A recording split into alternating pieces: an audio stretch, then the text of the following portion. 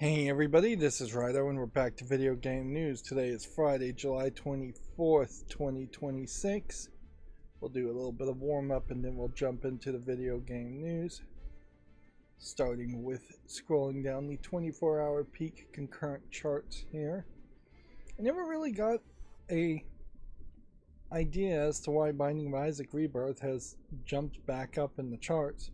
As far as I can tell, there hasn't been any new update there. It may very well just be the case that the lack of really anything new has let what I believe is the best game ever made just regain strength, and people just returning to something familiar, if you are familiar with Binding of Isaac, which I still don't think that's... I'd be shocked if it was even 30% of the gaming community is familiar with Binding of Isaac, let alone plays it consistently, or has played it at all. But yeah, we don't really need games to be played by 100% of the gaming community, although it might be nice if such central cultural touchstones did exist. The reality is, gaming is just so much bigger than that. It's very much surpassed even movies, where there definitely are like romance movies that I would not likely ever watch, and then there are action movies that I might watch, but then there's also war movies that I definitely wouldn't watch. So yeah, I don't know if there is a central one movie every movie goer should see, but I would guess there probably is, closer than video games, something like that, in that I imagine everybody has seen some Jurassic Park or some Batman or some Marvel movie amongst those large groups of movies. But even that wouldn't inherently mean, I think, that everybody has watched the original Jurassic Park, or like one of the best Batman movies, or one of the best Marvel movies. Mecha Chameleon here is still being played quite a bit, although not really hearing a lot of people talking about it. It does feel like, to me, every time there is another streamer bait game, which, let's face it, that is really what this is, maybe with a little bit of friend slop in it too, which there isn't too much of a difference between friend slop and streamer bait games in my mind. I don't know if I have a solid definition in my mind between the two. But yeah, it seems like every time we get another one of these, they get talked about less and less. Very possibly that is just my perception, because I am not following / listening to the newest super popular streamers on either YouTube or Twitch or wherever they might be streaming. There is also, I imagine, a rise of it just being easier and easier to clone and copy a lot of these games too, so that may diminish their numbers and their sales. I saw an interesting video from an independent game publisher talking about how Kickstarter likely hurt their launch of their game, in the fact that your strongest audience that would have reviewed the game and would have been hyped about the game instead bought the game on Kickstarter, and thus they're not purchased on Steam reviews. If they do make a review on Steam, are not counted in the algorithm. Plus, your sales numbers in that initial launch window of the first few hours of a game going available for purchase are going to be much lower, because you're giving away free keys, or paid for keys, I guess, to your Kickstarter supporters.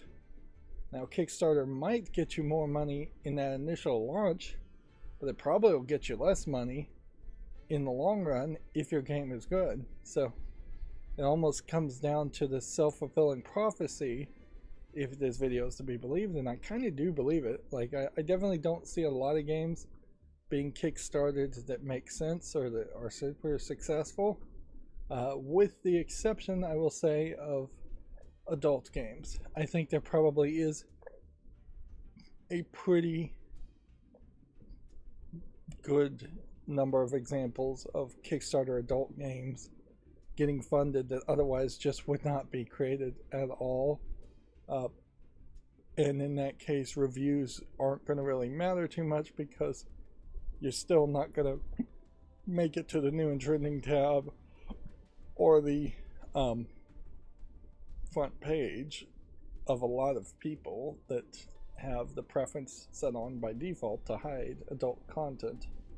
Although even in that case, I think adult games that are most financially successful tend to have Patreons and go with a seasonality early access move to them, in that they just take forever to be made and they are getting suggestions and adding content based on people consistently supporting them through Patreon instead of one time supporting them through Kickstarter.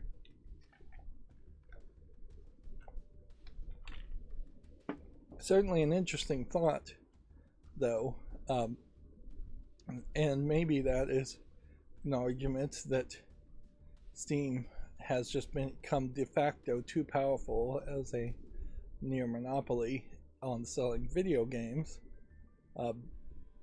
in that if you try to sell off of Steam, sell Steam keys off of Steam, you're going to be hurting yourself one way or the other.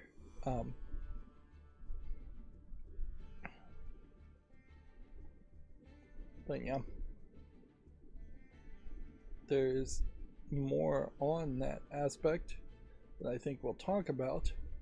And boy, am I glad I haven't gotten to the point where I was going to do a wishlist cleanup now, because they have really updated wish lists, and we'll show it off here in a few minutes just to talk about it. But yeah, they have added the ability to have categories in your wish list, so you can categorize things, and you can search excluding things that are that are early access or pre-order on your wish list to make it more manageable.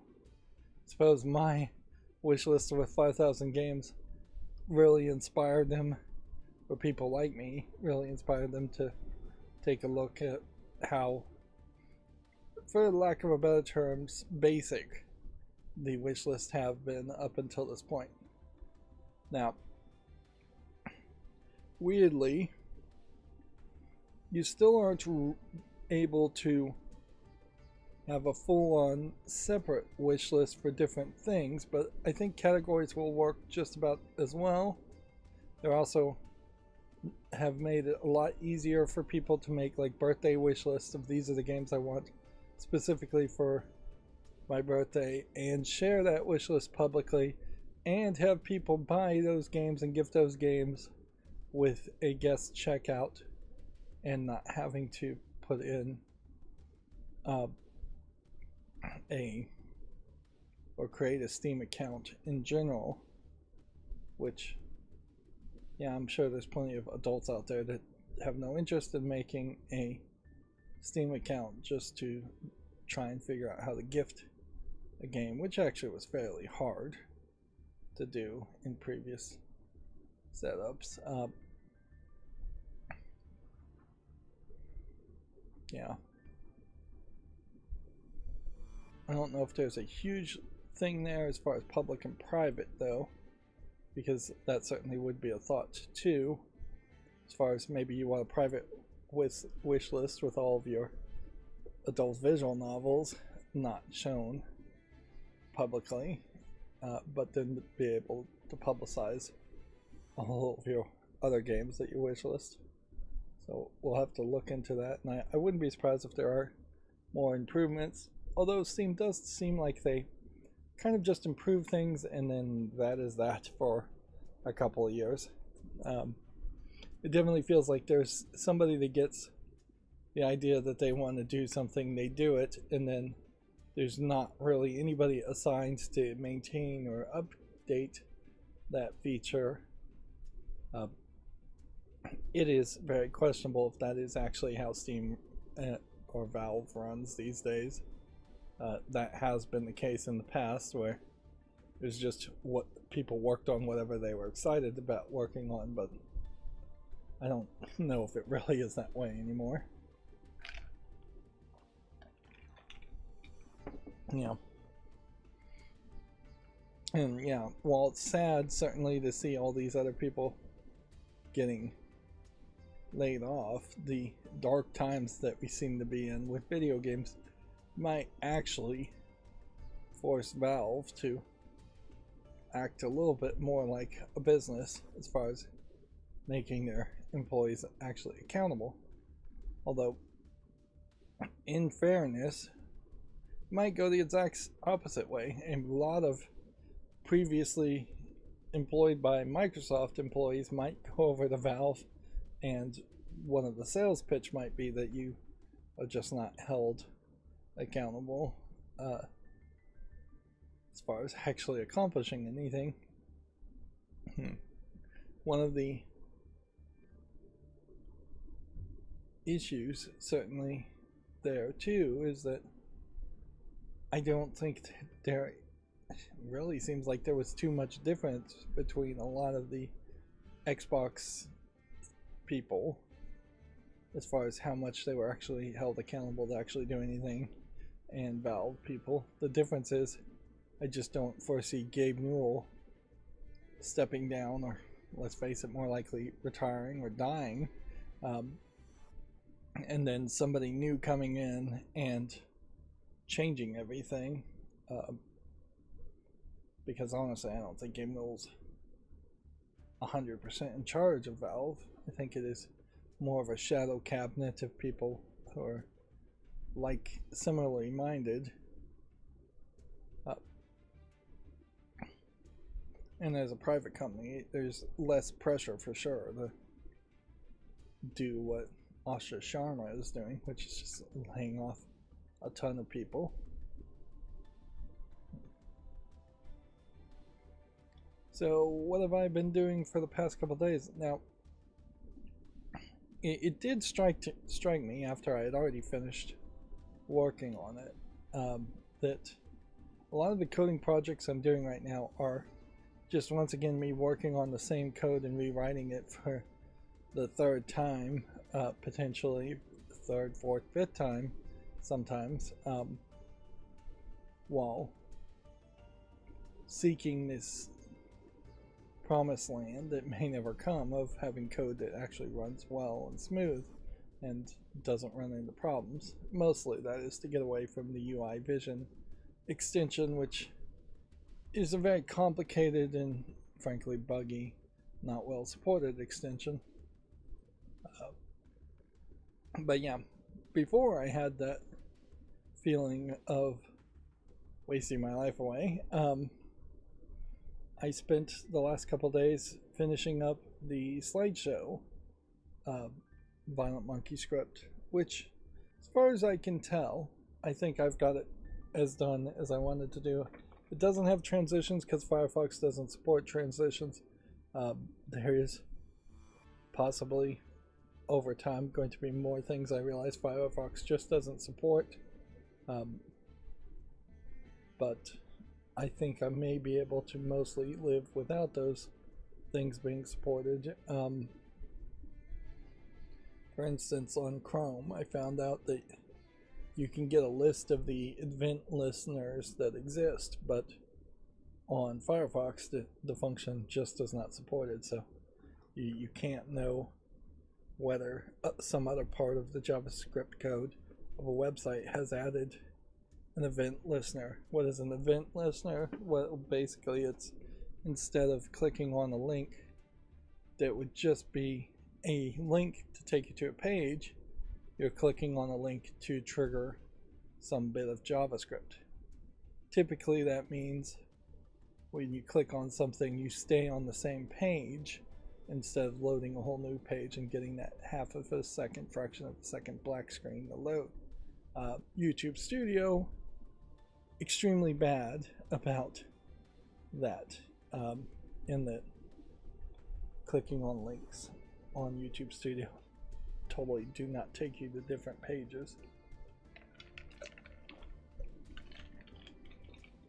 Yeah, and I'm not sure I 100% get the logic, or if there is actually a logic there as far as having a bloated, overcomplicated website that is just generating pages over and over again using JavaScript instead of just having some more separation between pages.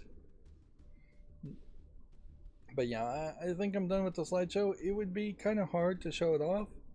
I guess I can show it off to maybe this extent, in that the code is here, and I guess the slideshow technically may be even enabled at the moment, and there is a pull down submenu command to include this current page into the slideshow.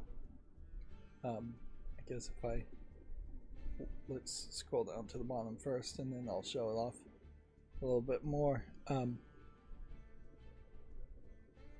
The slideshow will only work if you are on the exact page in the array at the exact point in the array that it is expecting. So while the code is running on every single website basically in existence, every single web page, it's programmed to not really do anything until you actually are in the right place.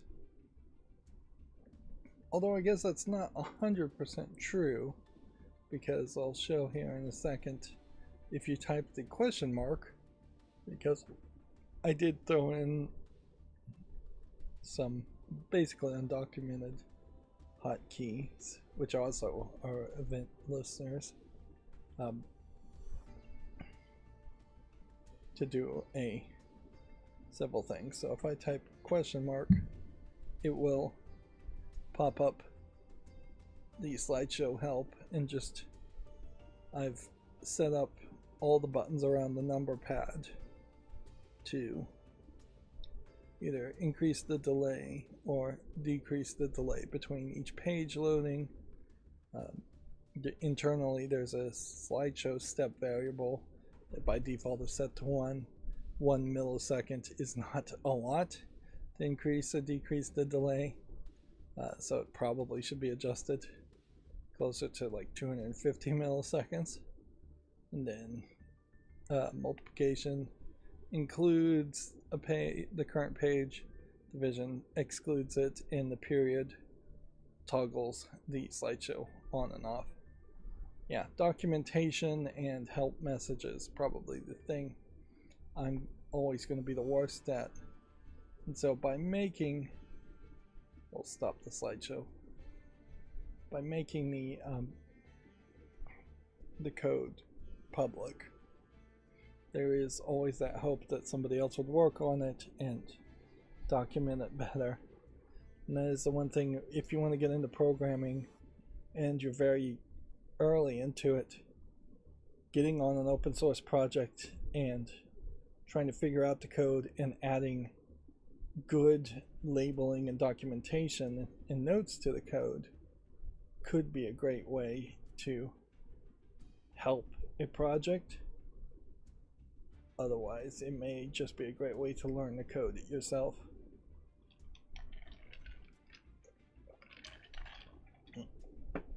And yeah, that's one of the things where AI probably is going to be particularly helpful. So now that the slideshow is stopped, things are probably a little out of order. I don't know exactly why that works that way, but it seems like it does.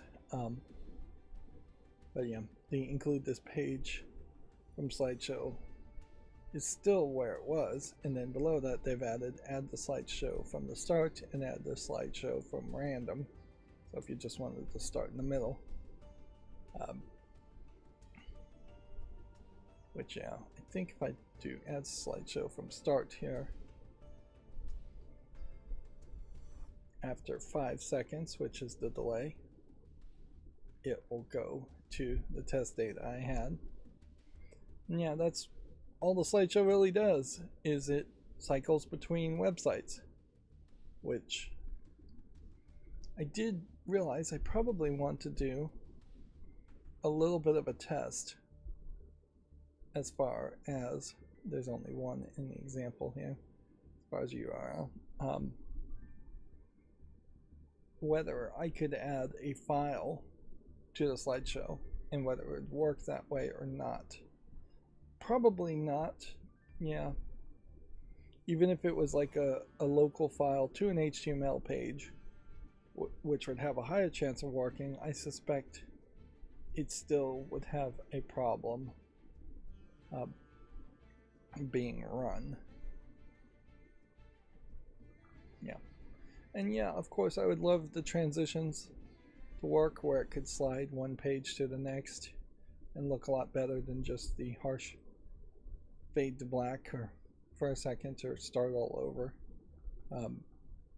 But until Firefox supports that, it's just kind of no point, because there's a high chance that ViolentMonkey as an extension itself will just not actually support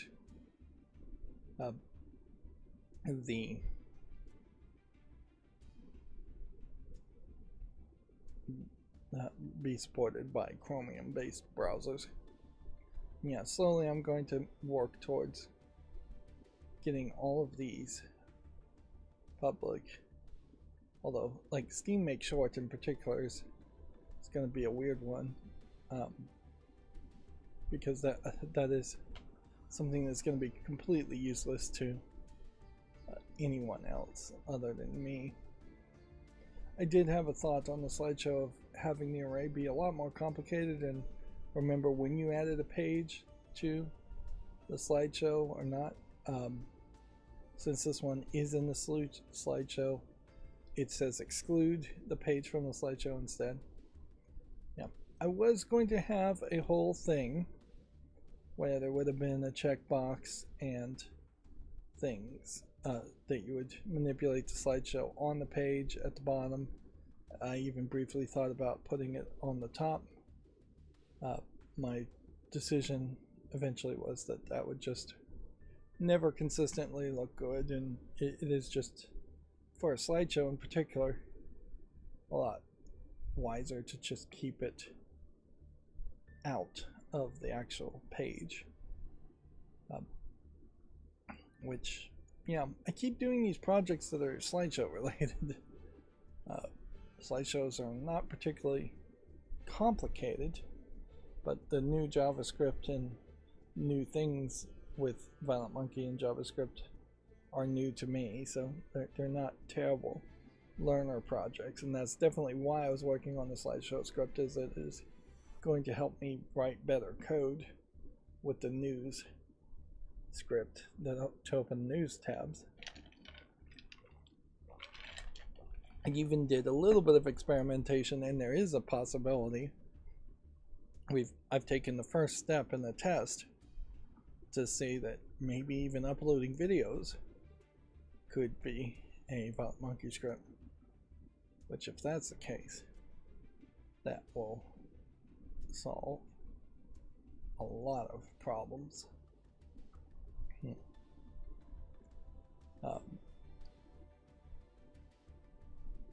But yeah, for the amount of time that the slideshow project has just been backburnered, and for the lack of productivity I have in general, it certainly has been at least a couple of months for a project that, if I was fully focused on it and doing nothing else, really should have only taken a couple of hours. In my heyday, it would have only taken a couple hours, but I am far, far, far away from my heyday as far as programming goes. Um, yeah, I'm pretty happy with what I've got. Not 100% sure what I'll do with it. Like, I was definitely thinking it would be more for my fantasy gamer meetup type events, if I ever managed to actually run any of those.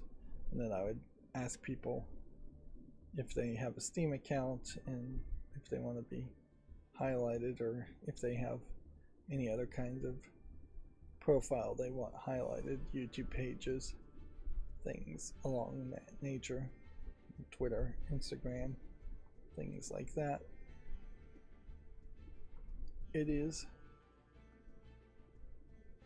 fairly believable that you could have just a video play, as long as it is inside of a page and like a full screen mode. It is less believable that you could just have a video play and it would work, and move to the next slideshow.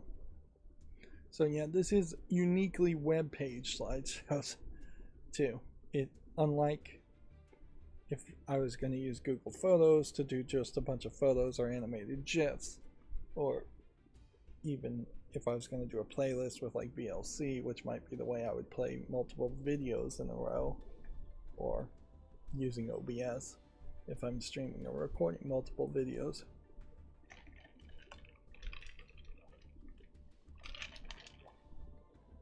Of course, it wouldn't be too hard to make an extremely simple HTML page if it will load local HTML pages that then would just play a video.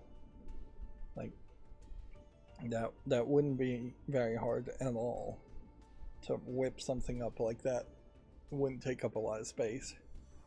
I don't think though that the script itself could generate something along that line. Though, although there might be a way, certainly, to say to make a template and say click this button to download a template to play videos locally. So I really do need to, now that I've slept on it for a couple hours, see if it will play local web pages. Yeah. Still probably not the best way you'd want to do a slideshow if you were not trying to show off web pages that are dynamically updating and need to go to the internet all the time. If you just had a bunch of photos of people, I don't know if there's a real advantage in going through a browser to depict that, other than browsers may just have a lot of compatibility, and they also have a lot of variability in their way they render the canvas and the size and the resolution.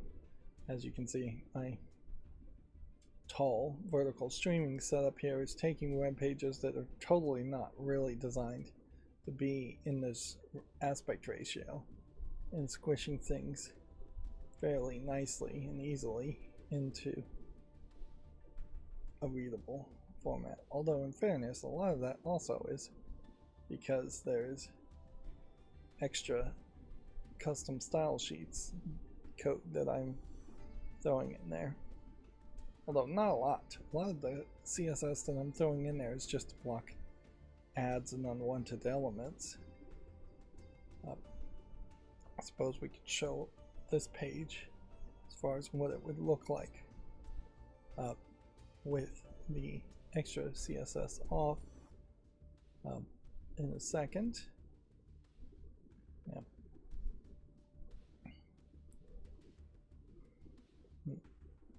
This is also zoomed in very weirdly.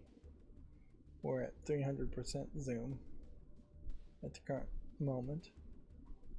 One of the extra codes I run just hides scroll bars on everything, or tries to at very least, and usually almost always succeeds.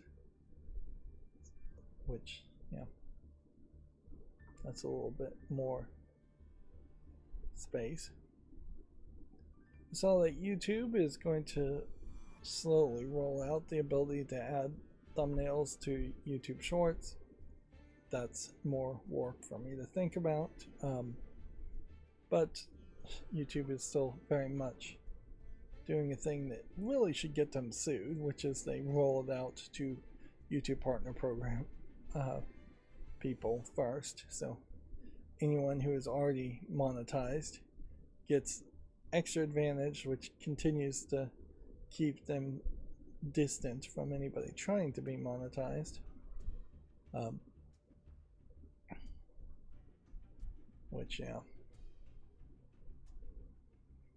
I think the road to monetization today is probably more difficult than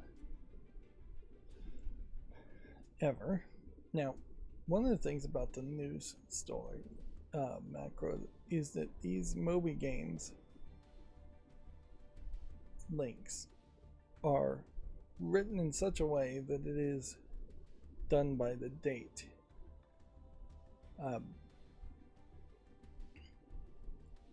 Which is a little weird because usually it's these kinds of lists tend to be serialized, and so they'll just be next page, and the next page will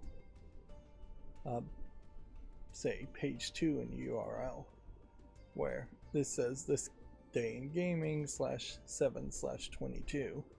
So just artificial fake virtual folder for the month and a virtual folder for the day. Yeah, so yeah, if I just turn off the custom for Moby Games alone, I'll leave the remove scroll bar one. We will first immediately run into Cloudflare check. And then, yeah, you can see there's add elements, and yeah, I still haven't worked on my router. That just was not on my list of things I wanted to do, so I am now having trouble dropping everything else and getting that to work, but I totally should do that as far as setting up my new router and actually using my new router. I imagine if the current setup wasn't working somewhat well, even though it doesn't have ad blocking enabled, I would be forced to work on getting the new router set up and going. Yeah.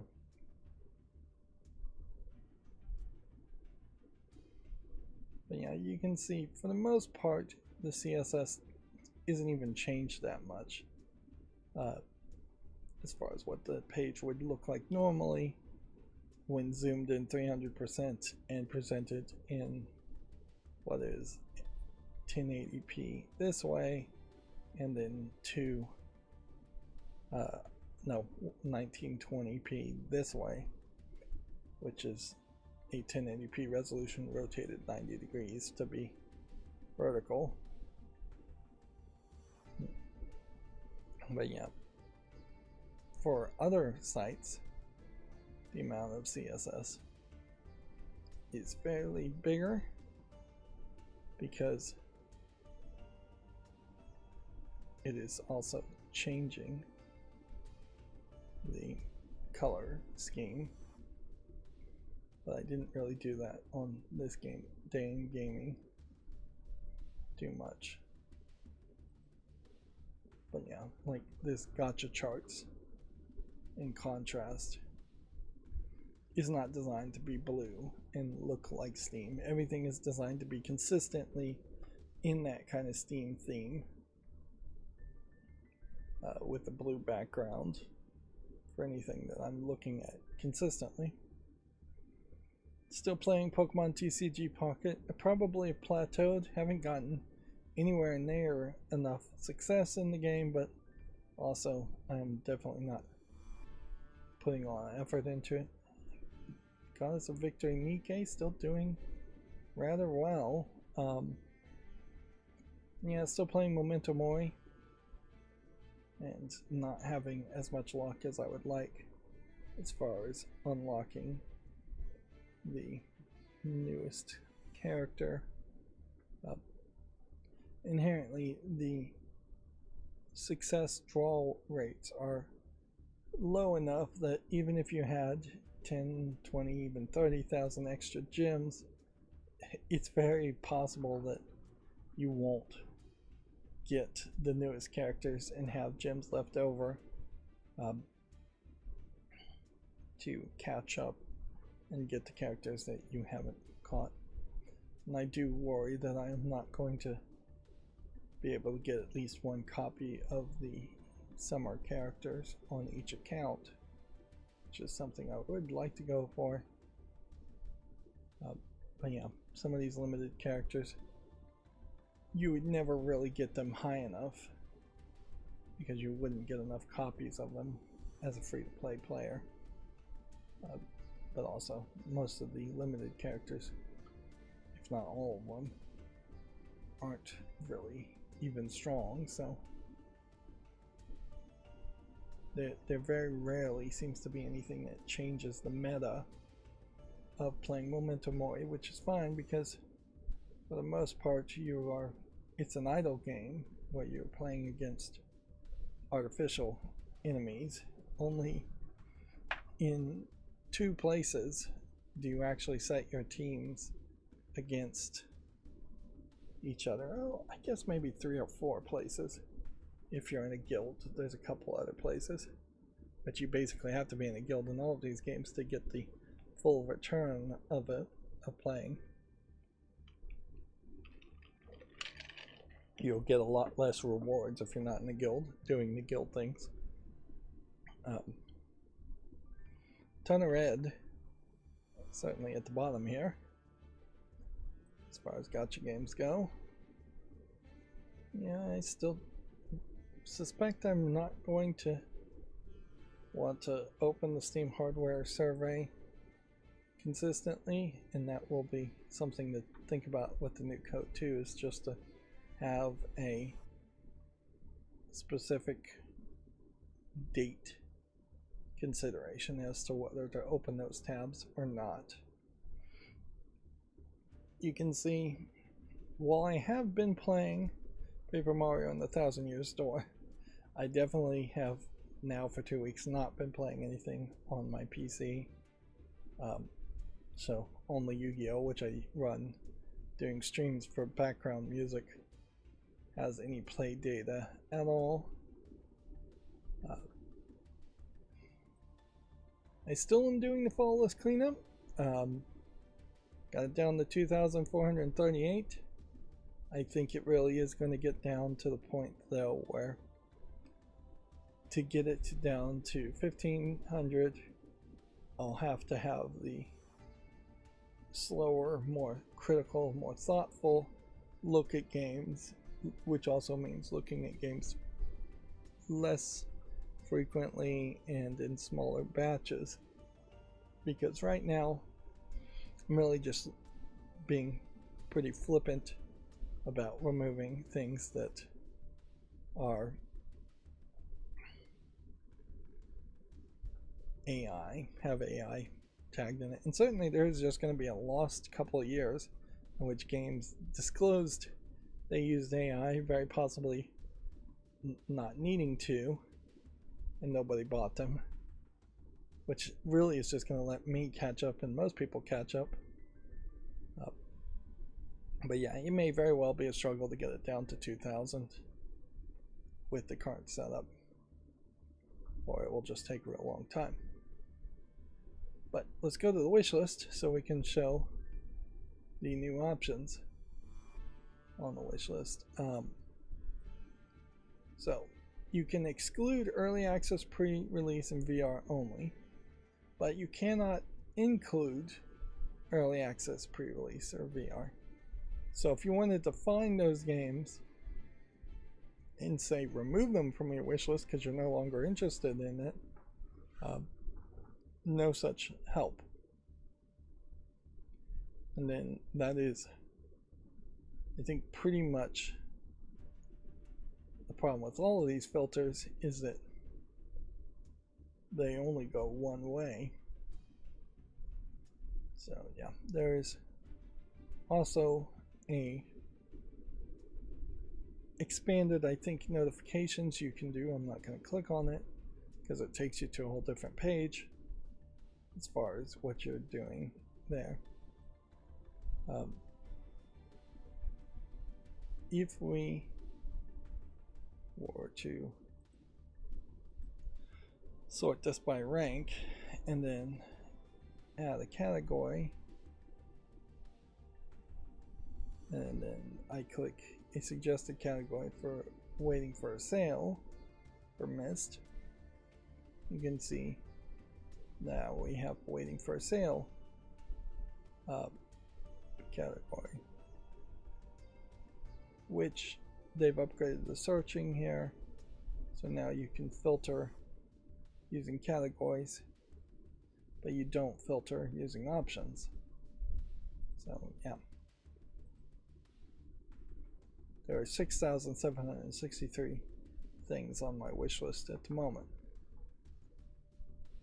Then if you want to share the shareable link, it is just like that, and I assume that would be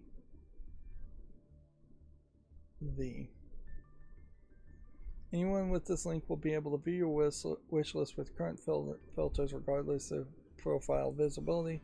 They will not be able to change the filters. So that link that we just saw is different, although weirdly it seems like you're generating the links when you click that button, and it seems like from this link the ID would be removable. Zoom in here for a second. So the question mark here is like a search query thing. It's extra information being sent to the server, and so it says category IDs equals and then a number and then the ampersand ST equals and then a much longer number. I wouldn't be surprised if you could take the ampersand and everything to the left of it out, just cut that to the question mark, and then you could get back to this list. Yeah, which is probably why you have to revoke all links. But wait a minute, if you revoke all links, is this link available now? Let's see, ST 1600 and 3860 at the end versus, well, it is a different number, isn't it? 1409.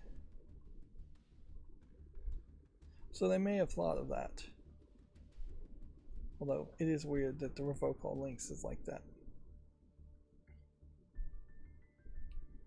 But yeah, what this means in practicality for me, and I think for most people, is that you are going to start to be able to organize this a lot better, and certainly it is going to be easier than trying to have a weighted ordered number. As far as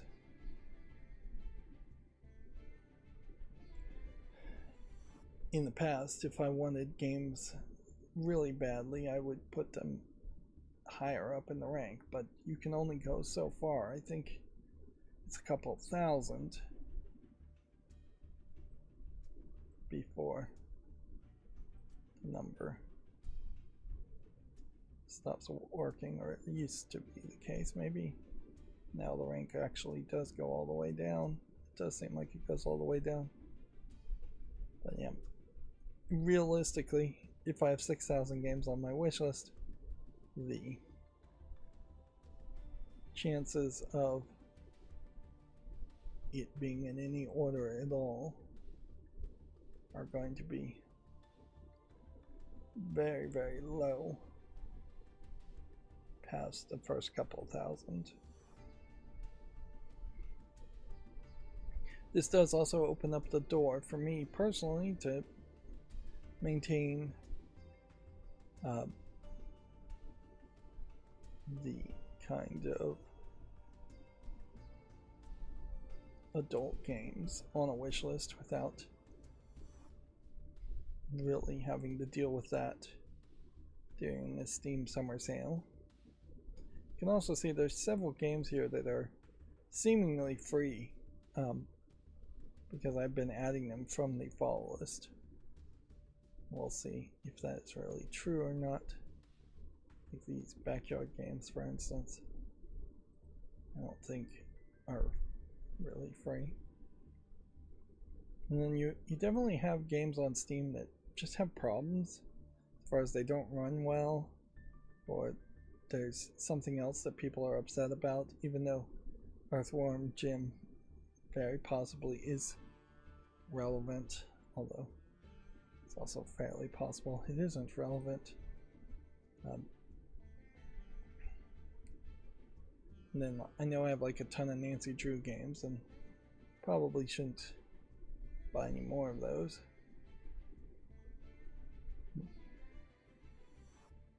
Now what I find irritating here is that you can't sort by tag by default, which would be helpful certainly if you could do that. I think you might be able to search by tag, so I could very easily just like search the word puzzle and add a ton of things to the category of puzzles. These are effectively tags, but they're calling them categories to not confuse the issue anyways. But yeah, that is going to make a wish list potentially in the future a lot easier to organize, a lot easier to maintain organization over time, and a lot easier to share with some safety. Here, for instance, like Succubus here is an adult game, so put that in the adult section. Although inherently, again, the issue here is if you were going to share a list, you're either going to have to add all 6,000 of these games to some list, some category, and then remove things from the category that you don't want on that list. And you can see their suggestions here are very specific in that it's you're waiting for a sale. They know what most people are doing. Birthday lists and recommended by friends. They know that that is the three major factors that might affect you. But also, I wouldn't be surprised if a lot of that is also AI or thought up. So it may very well become the case that your suggested categories change depending on what game you click on. I don't think any of these games at the front here would be in early access. Yeah, but yeah, Backyard Hockey 02 is free, so I'll just add that to the wish list now, which immediately, well, I'll just add it to the library now. So what this also does is now give you more of a pop-up here as far as categories go. So you can manage your wish list, remove from your wish list, or add a category to it, which I would assume if you're adding a category to it, you're also adding it to the wish list.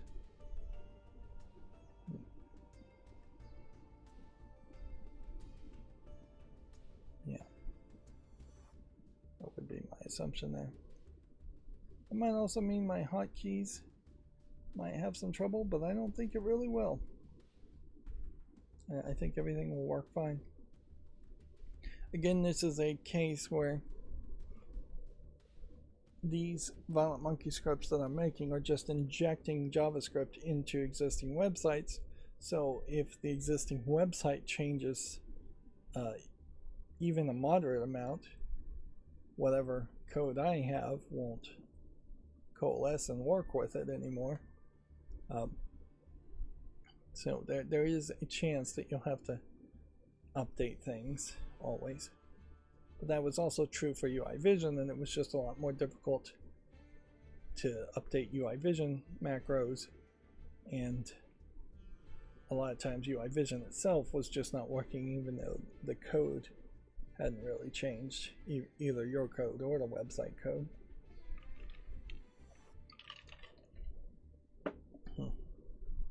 So yeah, this is still a better situation. I am playing Paper Mario 1000 Year Door. I have just finished Chapter 3, which is really just an arena boss fight after boss fight after boss fight, which does cut down on the wandering around pointlessly that was in the first two chapters, but I don't think it really solves the problem that I'm having with the game, which is it is just not anything I'm really looking for in a Mario game. Mario games in general tend to be a little bit more twitch knee-jerk action, not turn-based RPG attacks. And yes, there are ways in which you can learn patterns and be slightly better in Paper Mario games, but it's still very much turn-based attacks, much slower of an experience. There's a ton of dialogue in the game that's not really welcome, even though Mario himself is a character that doesn't even speak in Paper Mario. There's weird sections where you jump and you play as Princess Peach or Bowser for brief seconds in between each chapter. And yeah, it just kind of drags on. Even for a game that is very optimized and not designed to have a ton of grind, even the first fight you have with a character that you've never seen before just takes a little bit longer, just is in a style that I don't really like or want. In a lot of ways, I can definitely see the argument that had Paper Mario not been Paper Mario, but some other just like new character, I might embrace the series a lot better, and that there are just set expectations for. This is interesting how it scrolls specifically on the scroll bar to where you are in the month to today.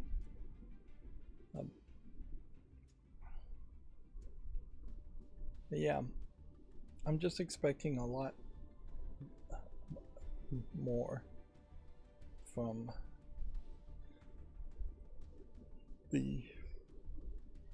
anything with Mario in it.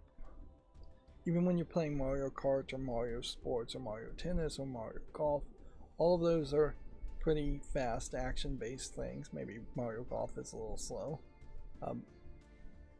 Whereas Paper Mario definitely just feels like here's a baby's first RPG with Mario thrown into it. And even at that, if that is the experience you're going to want, and have, it is definitely been replaced in modern times with Pokemon games, which are now the new baby's first RPG creature collector type game. I guess there's a slight difference in Pokemon games being creature collectors and Paper Mario games really only having 4 or 5 characters that you can have on your team. And weirdly, in Paper Mario, at least at this point, I only have 2 people that can be on screen at a time during a fight.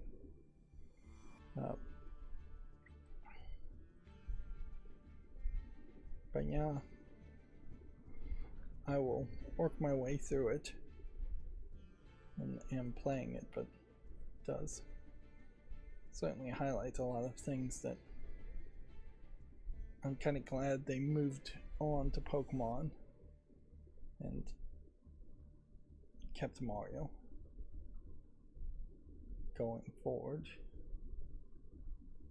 And I guess that is also why we see no more Paper Mario games after 1,000 Year Door. I don't think there's been another Paper Mario game, and instead you see Yoshi's Woolly World and things like that, where they try to establish other characters to have other kinds of game styles. One thing also about Paper Mario 1,000 Year Door is that you run into a lot of toadettes, I would say would be the best way to describe them. This is already 29 positive for a couple days, so I'm going to go ahead and put this on the wish list.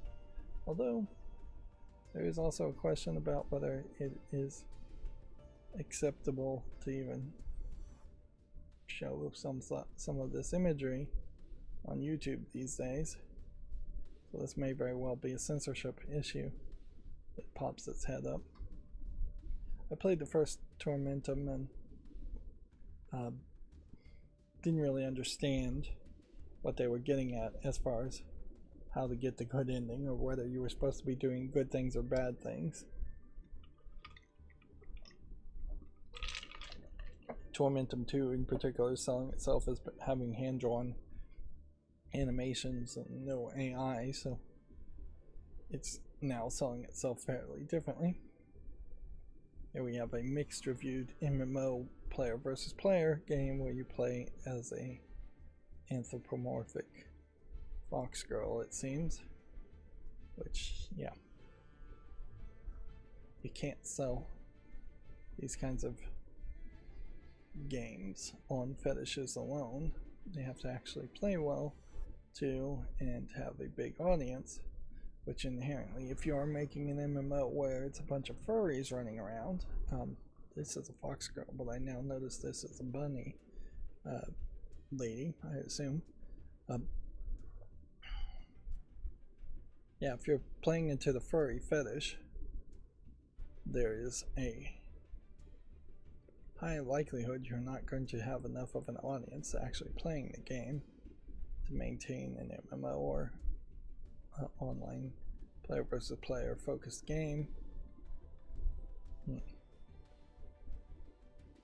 So yeah, while I do often dislike the fact that most first-person shooters do often come off as generic and appealing to a mass appeal, broad, generic crowd, if it is going to be player versus player, you kind of have to do that. Nothing new to say about the Steam Deck. Refurbish is not showing up. I've seen a couple more videos of people trying to build computers that are knockoff Steam machines, and yeah, you still really can't build anything that does 100% of what the Steam machine does for the same price, even at this very elevated price that it is at. Everything is just more expensive right now, and it'll probably be a long time before we see anything that actually is even the same price and more performant.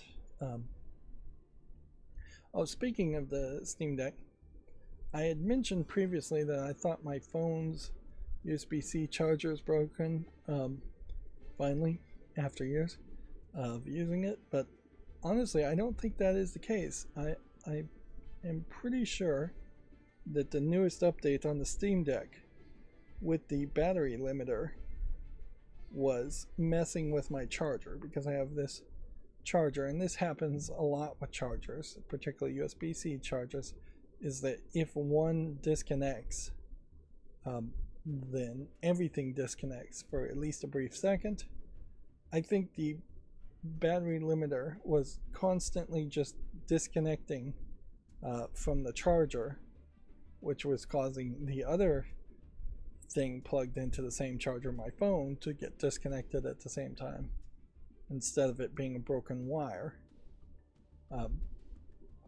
which honestly makes a very good argument to have separate chargers, or really do your research to get a good charger, because yeah, a bad charger will certainly not be worth the extra ports if you can't actually use them.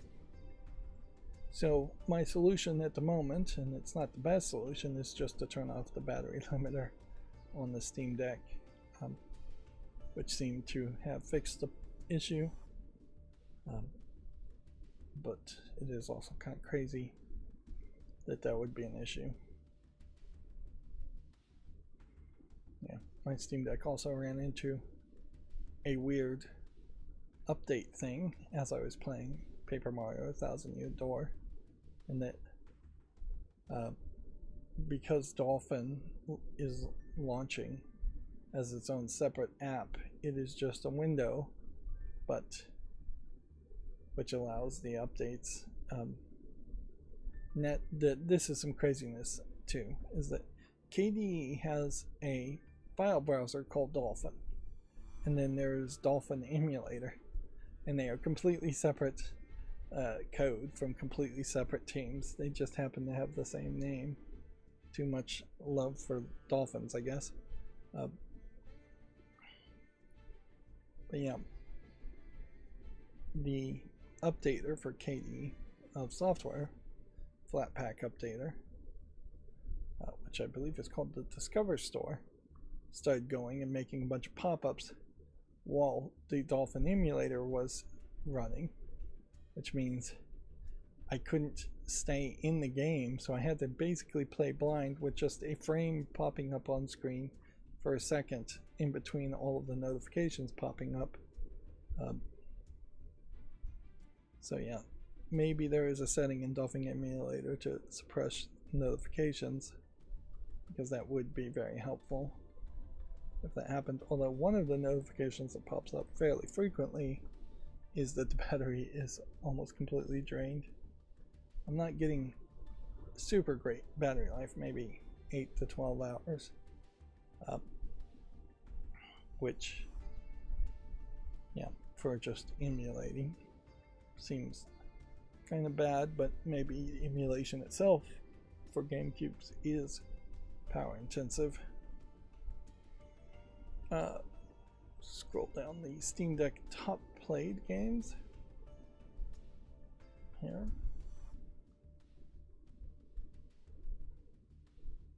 And when I say it out loud, it kind of sounds like I accomplished a lot, but I really haven't. I really have just been sleeping the summer days away and still waking up sweating. Yeah, I watched another episode of Stargate Infinity, terrible Western cartoon. I'm really watching it more for a meme than anything. I started watching this anime, I think it's called Management of the Apprentice Alchemist on Hulu, which sometimes one word really matters, and in this case it is management.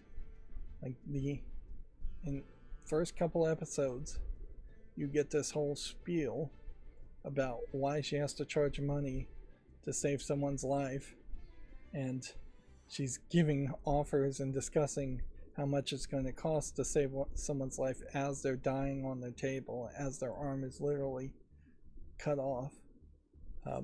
And it really is just like, okay, so this is capitalistic propaganda in a fantasy world where sure, there might be some barter and trade, and there might be a little bit of capitalism, but let's be realistic here.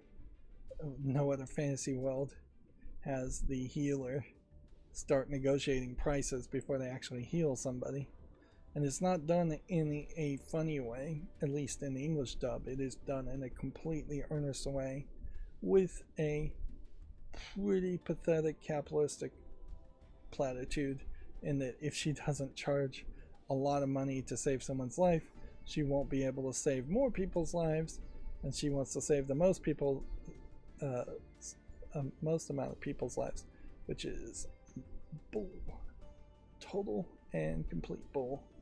Because the first step to saving the most number of people's lives would be to save the person who's dying in front of you's life.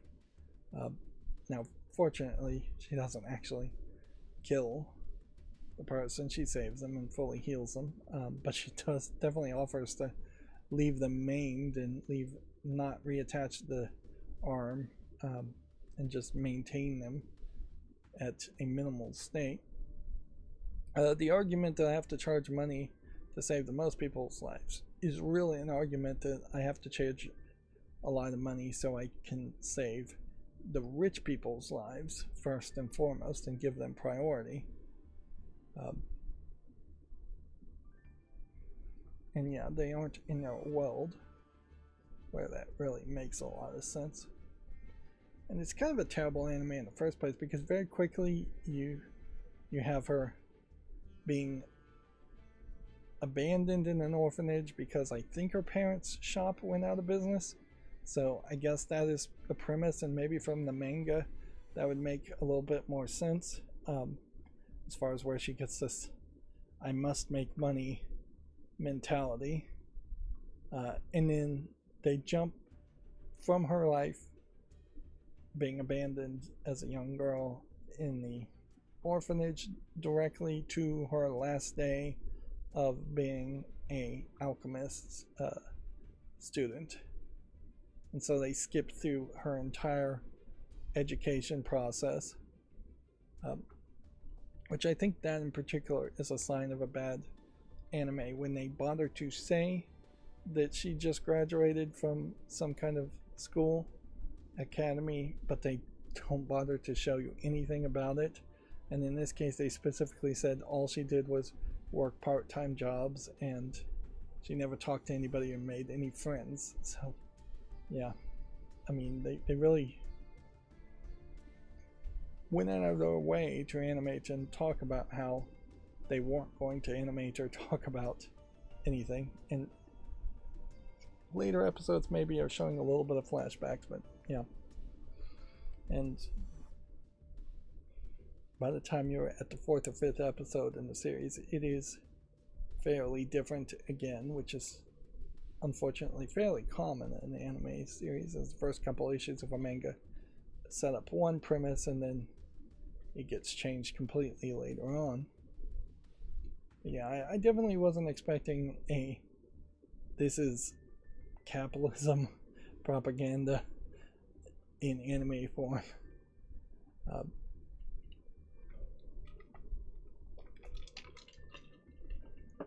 Which, frankly, the vast majority of fantasy, not just anime fantasy and Japanese fantasy, but fantasy in general, is pining for a better economic system than capitalism.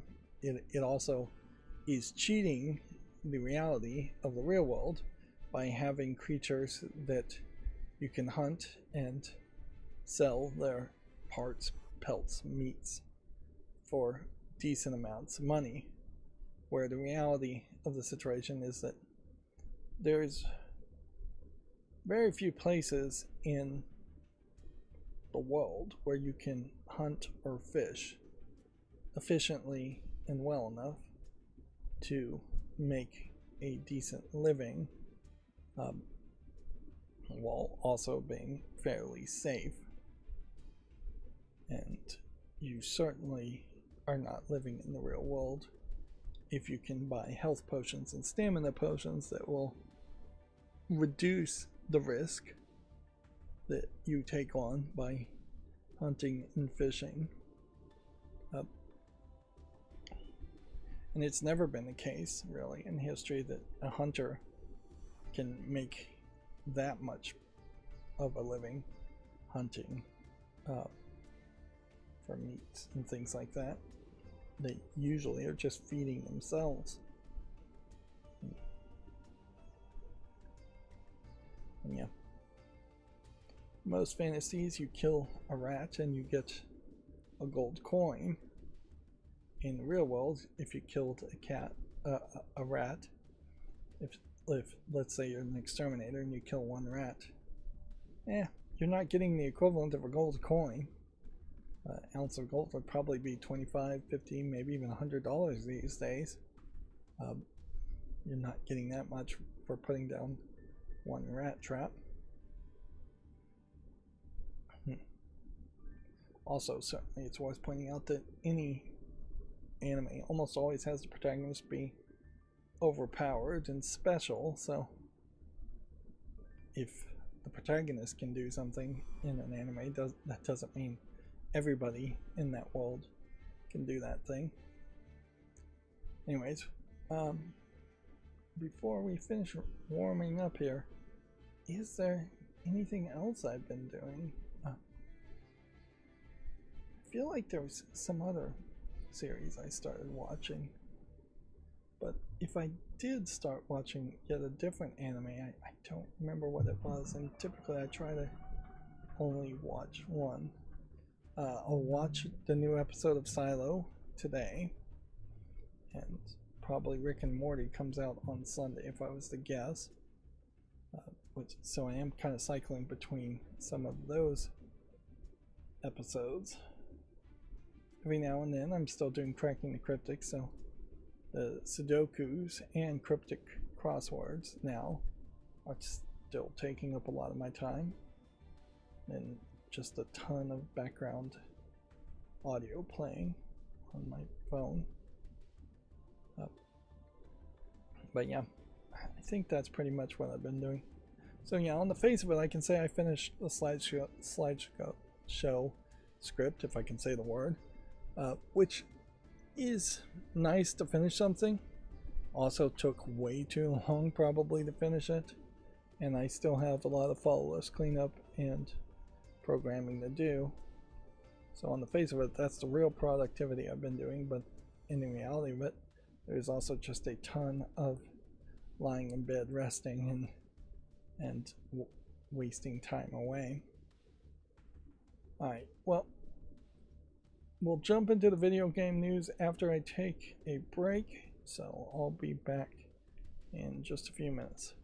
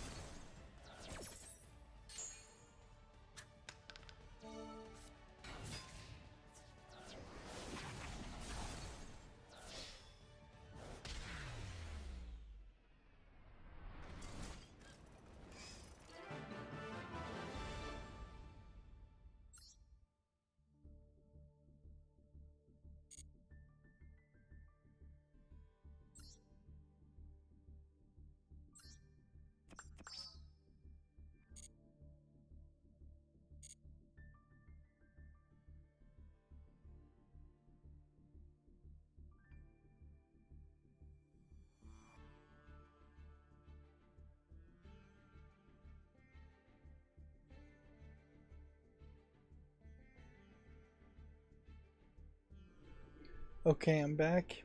It does occur to me that if I just paused the recording and didn't say I was taking a break, and then unpaused the recording and then acted like nothing had happened, it would be a much better just jump cut type situation. But I don't really want to do that for the live stream, and I do have a weird situation where when I pause the recording, my microphone is programmed to automatically mute, and when I unpause, the microphone is programmed to automatically unmute. So without that, the live stream would just hear whatever's going on in between the pauses. So to account for that, I feel like I would have to, here's my thought at least at the moment, is record a explanation. I'm going on break, I'll be back in a few minutes, and have that recording play instead of the microphone say it. And it probably would be a very generic thing that would just be said each time, but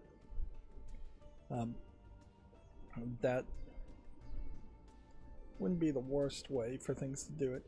And in fairness, if you look at like streaming services and TV before that, jumping from a random spot to a commercial abruptly is pretty much the norm, although that is something also people really don't like.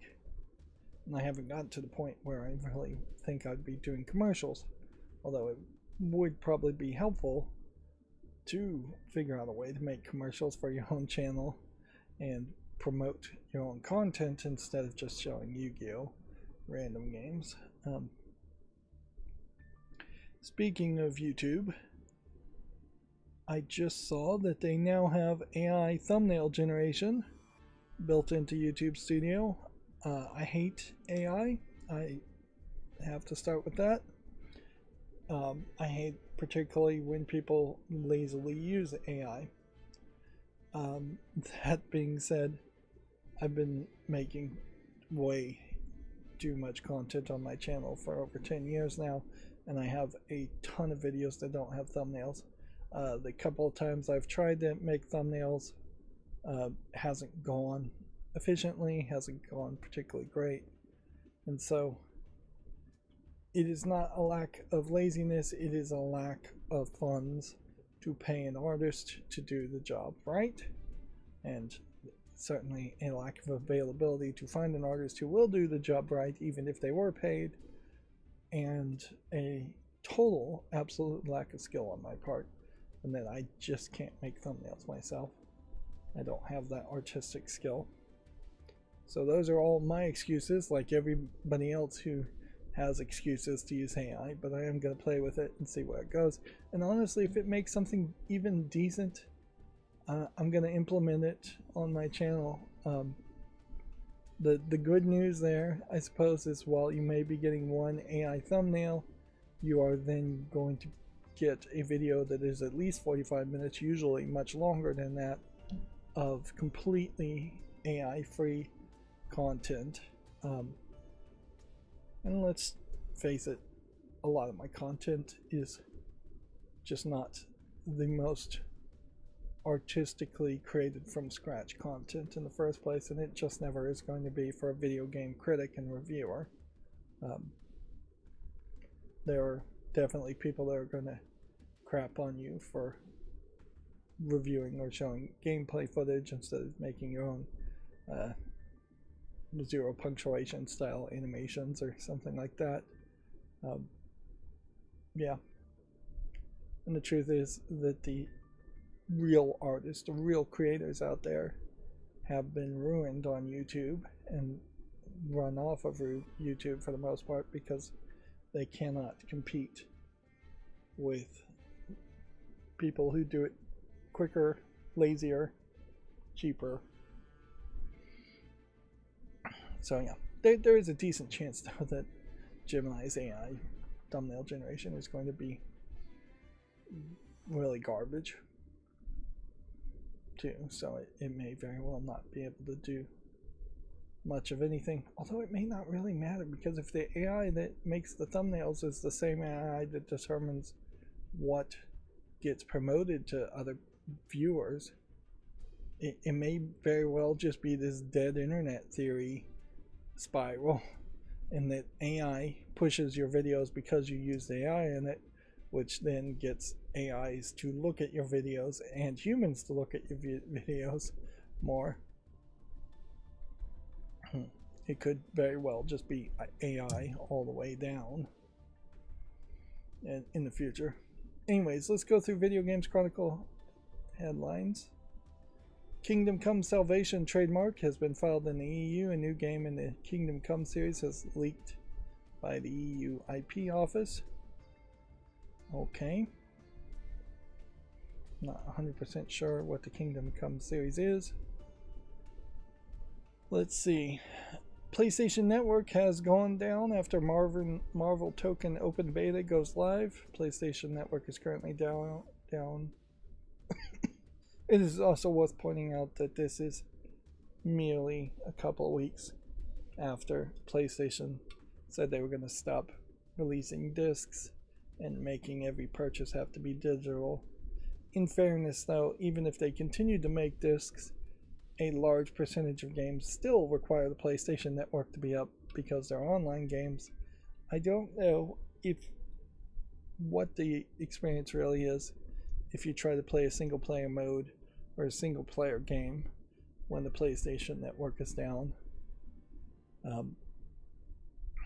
But yeah, this has been a fairly frequent problem with the PlayStation Network, is that A, it goes down a lot, and B, it also has some major security issues that have popped up over the years too.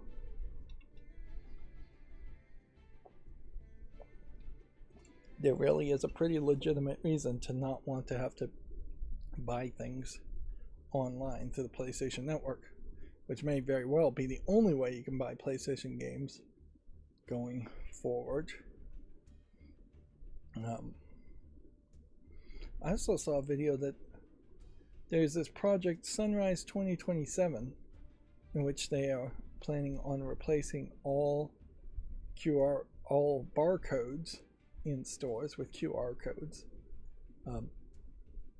Apparently, in particular, food and food recalls and drug recalls have been mandated with better tracking, so QR codes are going to have more data than a barcode ever did. Barcode really just is a bunch of numbers. I wouldn't be surprised if the QR code itself links to a website, but the URL on the QR code is just treated as a reference number in the new point of sale machines, and that they aren't just going to be going, almost certainly they aren't going to be going to the website every single time to pull down information. But yeah,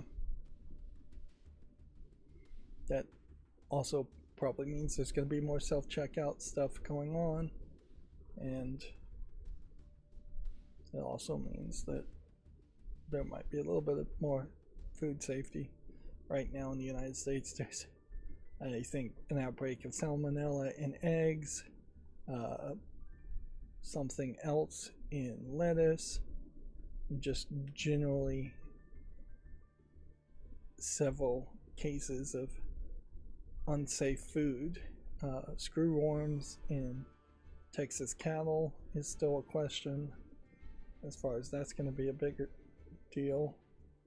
Also, just I think malaria and mosquitoes is probably becoming slightly more of an issue in the United States. It's been a big issue certainly in other places too. Yeah, everything and anything can kill you. So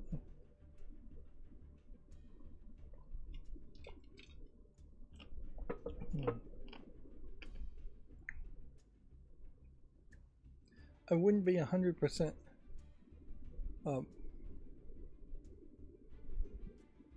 certain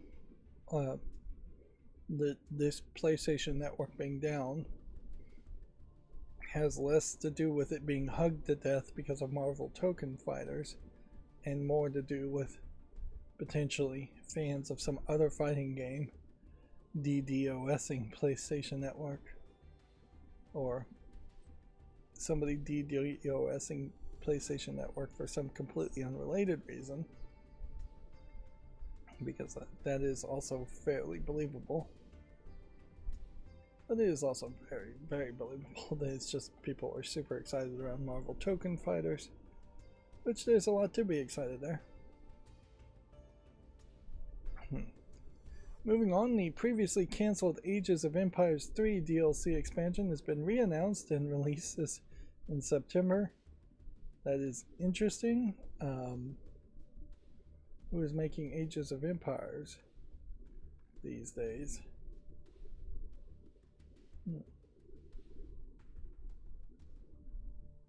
I feel like Ages of Empires is an IP owned by Microsoft. That's the weird thing here. And that would be really weird if Asha Sharma is just like a real fan of any game, let alone Ages of Empires, and brings something back. But you know, it might, if it was part of a consistent strategy, it might not be a bad idea to say, hey, Microsoft should probably lean more into nostalgia and old school stuff and say, hey, we're the people who brought you these old games. We're not the people trying to make the newest hotness. It almost certainly would be cheaper to make old games, particularly real-time strategy games that are best played on PC in particular. Had Microsoft never created the Xbox, but did somehow have a strong gaming subdivision, it would definitely have pushed for real-time strategy games and games that really can only be played on PC. Let's see, the Marvel Token Fighting Souls open beta is available now for PC and PS5. Should probably check if there are any reviews yet on Steam. Assuming it is on Steam, it may actually be an Epic Game exclusive. I think I may have just seen that. Assassin's Creed Black Flag Resynced exceeded annual expectations in its first 2 weeks, Ubisoft says. Which may very well just be a case of them setting really low expectations. I don't think this is going to save Ubisoft by any means, and even if it did save Ubisoft, you've thrown out your one and only lifeline to save Ubisoft, and then you basically have nothing new in the pipeline, I suspect. They may have games secretly in development, but I doubt it. I think 5-10 years from now, Ubisoft still being the same Ubisoft that exists now is hard to believe.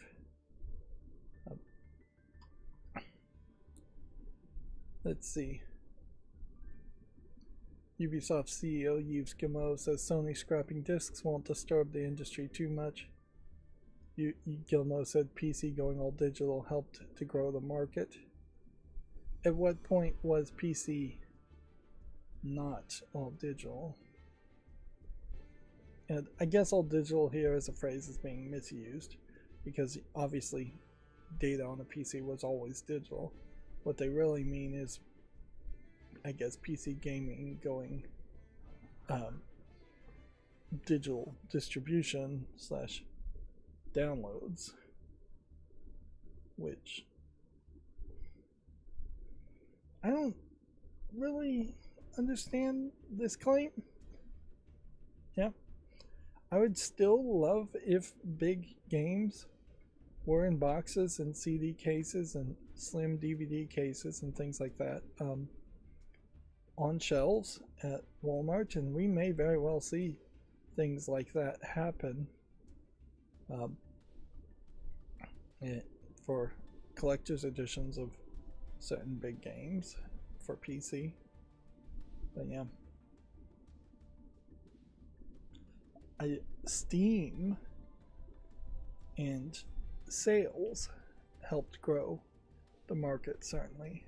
And the fact that Steam is all digital is really just a side thought to that, though I don't think it was the main driver. If it was a case that the internet was too slow or didn't exist at all, Steam still could have existed, certainly, as Valve selling their games disc-based wise and selling other games disc-based wise. It would have not done particularly well, I imagine, if that was the case, but Steam certainly could have just been a publishing company that published physical discs. Speaking of physical media, I did look it up, and apparently, and somebody let me know in the comments if I'm wrong about that, there isn't a like Cricut cardboard cutter type device that also has a printer on it, or if there is something like that, it probably is really expensive.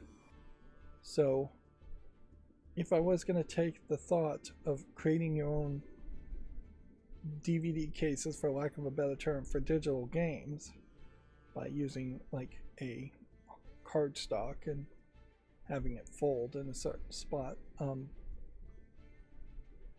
you would almost certainly have to have 3 devices, it seems, to do that. If you're going to make a business out of it, you'd have to have a printer that would print onto the cardstock, a cutter that would cut out the cardstock if it's not exactly already pre-cut in the right space, but probably for it to be easily folded, it still would need a cutter. And then you would need probably a folder that would fold the cardstock, although you could probably avoid the folder and just flat ship it, and you'd probably flat ship it anyways. The theoretical minimum size of a QR code is, I think, I'm gonna say 20 millimeters, whereas a slim DVD case, I think, is spine is about 100 millimeters. So you could put some kind of small QR code there. I don't know if that really would work well as far as the spine. And that has always been the question, certainly, as far as just, is there a artsy way to do something more with the spine than just have the text around it? And it kind of needs the development of some new pattern, where you could take the picture of a spine and scan it like a QR code, but it would look prettier than that. And there are some other patterns other than QR codes that might be a little bit harder to scan but would look prettier. And if you designed it so you could put the text in the middle, that might work fairly well.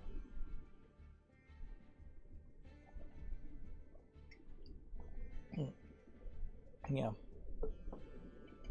Valve / Steam themed. If you threw in different colors, something like that might work fairly well too.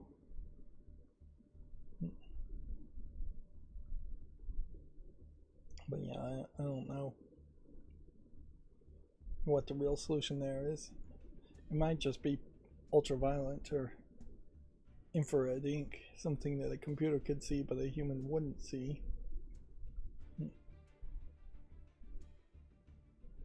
Which, that is an interesting thought. If the spines of a DVD collection under ultraviolet light glowed and revealed the art, the name of the thing, but then you turn the light off and it was just black spines or artwork that otherwise look differently. That's an interesting gimmick. I don't think that would be something that would become standard, though. Yeah.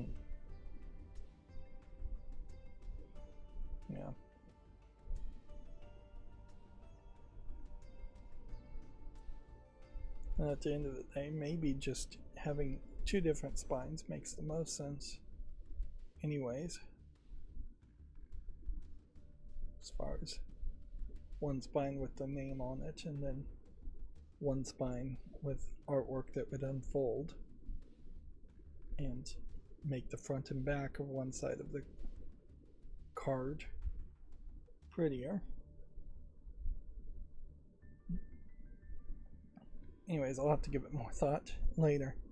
It is certainly something that's on my mind, although it's not going to go anywhere, really. Like, I maybe could make a website that would do it for people, but the idea that people would actually pay what it would take to have the equipment and print it out for people and then ship large collections of that is unlikely. It definitely would be a bulk thing too. It would be like, and I don't know how much bulk savings you'd really even get, but yeah, it would have to be a couple hundred games before it even started to make sense. Probably at least 100. Yeah, I don't think I'm even explaining what my thought is particularly well here, so need to just continue with the news. I'm gonna get super distracted. It feels like Friday, doesn't it? Distraction Friday. ADD Friday. Moving on. Video Games Chronicle says Xbox has started testing the option to stream games for free with ads to start. Xbox says it's crucial that we do not interrupt the flow of game. I heard about this on GameLink, Linus Tech Tip spinoff channel, and yeah, oddly they're becoming one of the most helpful news sources on YouTube that I still follow. Not giving any real data here. Video Games Chronicle, typical for them, they're not very good, but from what I heard, it was somewhere around 2.5 minutes of ads you had to watch before you could play an hour of video games. And I think maybe it was a case that you picked how long you watched the ads to give you a certain amount of hours. Now at some point there, you're going to get rudely interrupted, even though that's very much what they are trying to avoid, because if you go 4 hours, 5 hours into a gameplay and you've only watched 1 or 2 hours worth of stuff, worth of ads, they're going to start showing commercials and ads to you. Again,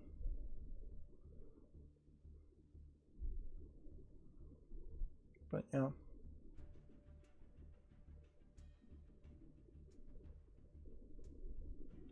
I guess to avoid that, right now sessions are limited to 1 hour in length, which is a huge limitation there. Yeah, it's much more of an irritation to have your game abruptly end at exactly at a 1 hour mark than it is to even watch 3 minutes of ads up front. 3 minutes of ads is easy enough to start the ads playing, walk away for 3 minutes, and then come back when they're done. But being in the middle of a boss fight and having the game end is devastating. I would say generally when you start to see things become ad supported, it shows that people don't really have a great plan to make money based on actually being creative or adding anything to society. Generally, commercials should, in my opinion, be illegal, and the economy around advertising to people and manipulating people mentally to purchase things that they don't need or wouldn't have ever even thought about wanting is an economy built on shifting sand. We certainly would have a much better situation if people just bought the things they needed and maybe on rare occasion came up with the thought naturally that they wanted something different. Alright, let's move on. Let's see, Amazon Prime is also trying to continue to push Luna by adding an app into Prime TVs. Gaming streaming is going to be integrated into the Prime Video app rather than being a standalone app. That makes a decent amount of sense depending on how they really present it, and that the apps often do take forever to load. And if you are just looking to entertain yourself, there will be a certain number of people that are cool with just playing video games when they were thinking about watching videos. Inherently, I imagine this gives a little bit of a boost to Luna and helps the fact that a lot of the videos on Prime Video aren't that good, so it helps hide that fact. These are going to be Fire TV devices, I think, to begin with, but I wouldn't be surprised if you just start to see it in every version of the Prime Video app that can handle it. Of course, there's going to be a lot of TVs that probably can't handle it. The question certainly is going to come down to how do you connect a controller to this and play the game with a controller. For a Roku TV, for instance, I don't think there really is going to be a huge guarantee that Roku TVs would support Bluetooth controllers being connected to them or USB controllers being plugged into them. If somebody tried that ridiculous configuration, that may very well make it only work on Fire TVs. I wouldn't even be surprised if older Fire TVs don't get support. Let's see, WWE 2K26 Ringside Pass Season 4 is out with 4 new superstars, including the Hardy Boys. Okay. It's kind of funny they call the Hardy Boys decades later. As far as the fact that they are pretty old now.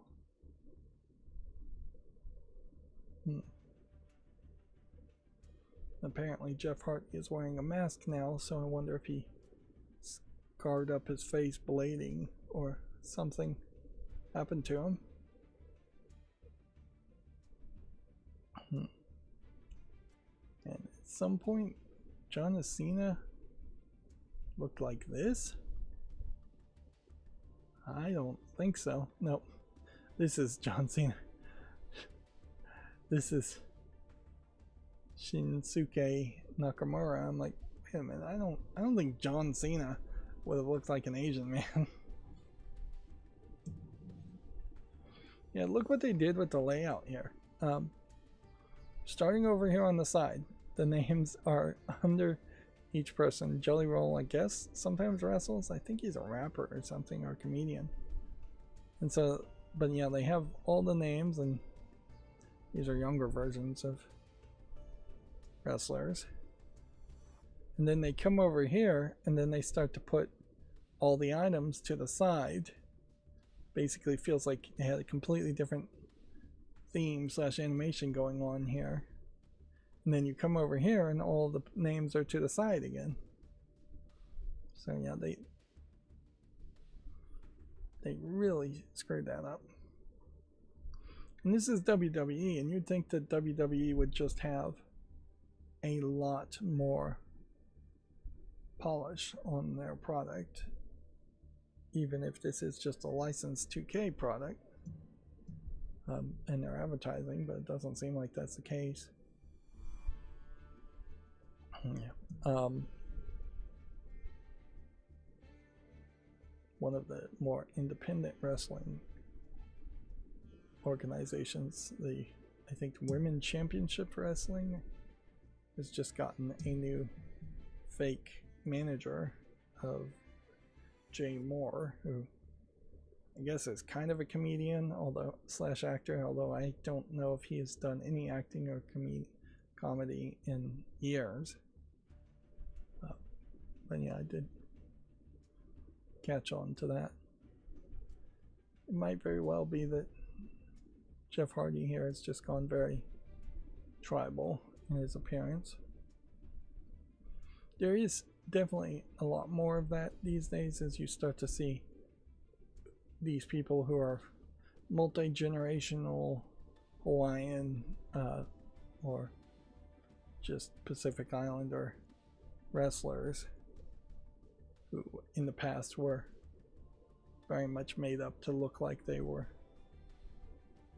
standard white guys, and now they are allowed to express and show themselves a lot more with the tattoos and the tribal and all of that.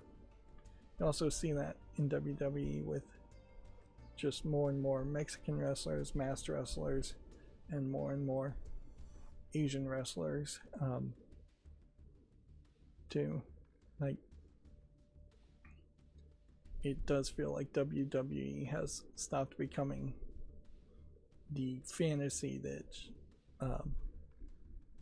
Vince McMahon wanted it to be and his father wanted it to be. What was the All-American Hulk Hogan superhero, and now is the Americanized version of bringing in wrestlers from other countries and other circuits.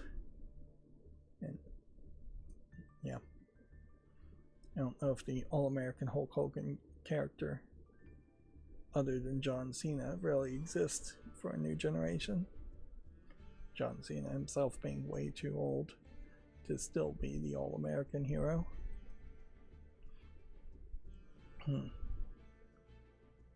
Let's see. Moving on, Gamescom Asia x Thailand game show announces John Romero as keynote speaker.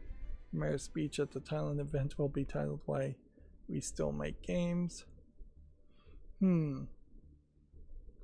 So, do I make a joke about any Westerner going to Thailand looking for ladyboys, or do I just play it straight? Alright, let's just try and play it straight here. It is always questionable when you have like someone who founded a company, in this case id Software, a while ago, but I don't think actually worked with id Software anytime recently, and hasn't really done anything too amazing recently. I mean, his historic relevance is still there. It's probably higher than it should be, because this is also a case where a founder of a company just gave themselves a lot more credit than they deserved, while we know the names of no other id Software employees off the top of our heads.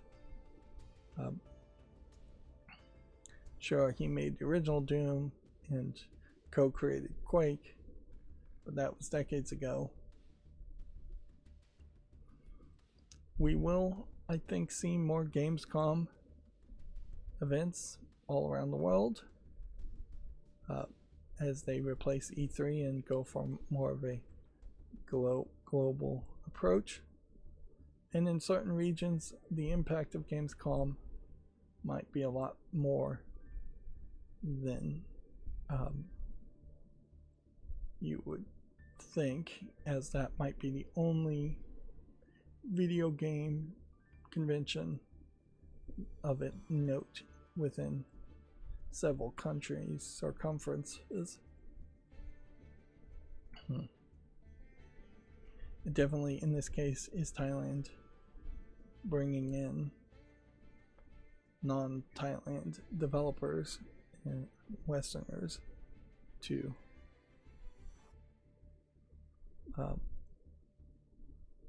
give keynote speeches, which I think a lot of people in Thailand speak Thai. I don't think English is the primary language, although the vast majority of Taiwanese people, I imagine, speak English as the second language, even if it is more just an Asian English to communicate with other Asian people.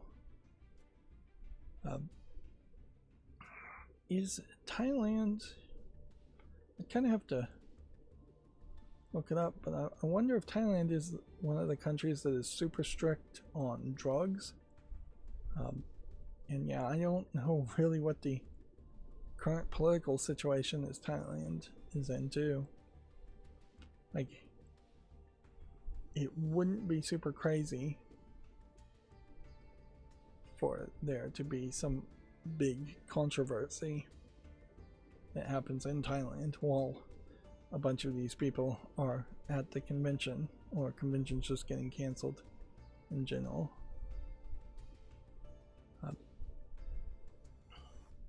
If this is a real image, let's see, which I kind of doubt, there's a level of cosplay that you would expect to also be there. I guess the bigger question certainly would be what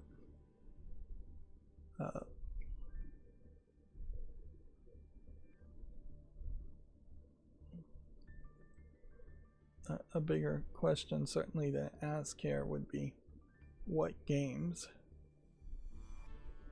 are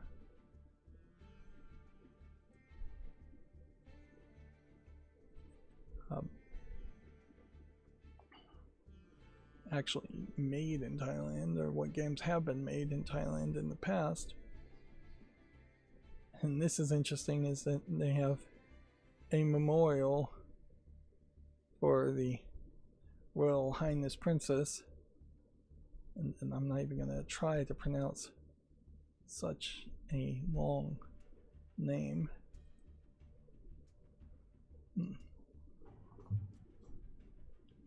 Yeah.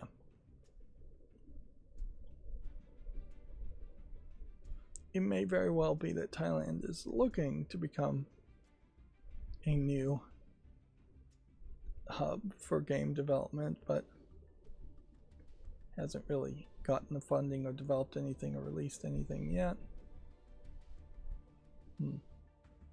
There is definitely an emphasis here, it seems, for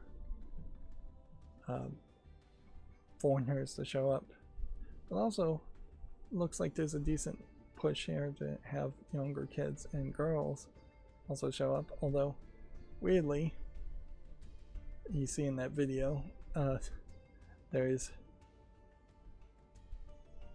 some kids on stage dancing around. Maybe they are some kind of Taiwanese equivalent to a J-pop group, or maybe that was just a bunch of kids singing along to a song on stage. But even that, putting them on stage, is a little weird. Yeah. Noticeably, though, what you don't see here is any game that I think was significantly developed in Thailand. Now, that isn't to say that maybe there is just a thriving industry of the support companies that might exist in Thailand, and I just may not be aware of them.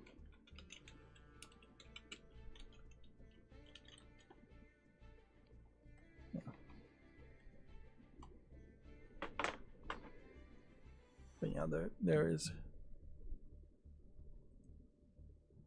nothing that comes directly to mind. So first search result, we'll just look at this and see if any of this stands out. I wouldn't be surprised if the vast majority of these companies are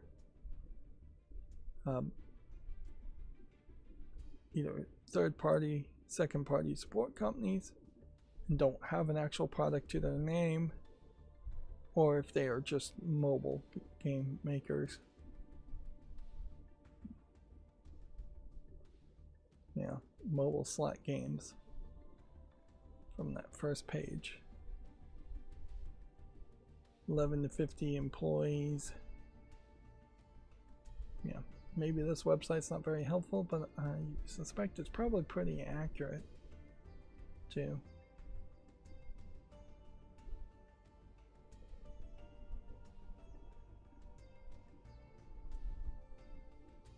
It may very well also be the case that video game playing in Thailand is fairly uncommon or fairly expensive. There's 20 pages here that I think are just going to give me the exact same random selection of 10 or 20 companies.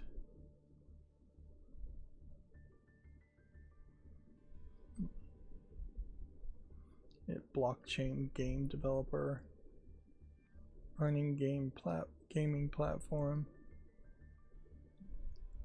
AI driven Web3,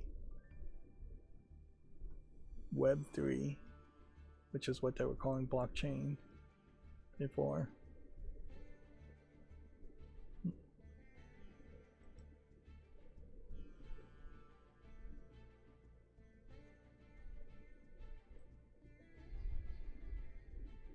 I definitely am realizing that I am just in a desperate desire to accomplish things, getting slowly boiled towards using the AI response way more often as far as search results go.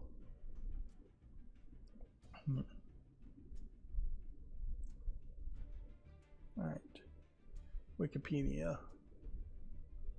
Scroll down this list of Taiwanese games. This Ares Extinction Agenda maybe sounds somewhat familiar. But yeah, this list is really short, and none of this is anything I recognize. Home Sweet Home. Yeah, I do recognize Home Sweet Home, but that's even that I think is a small horror game.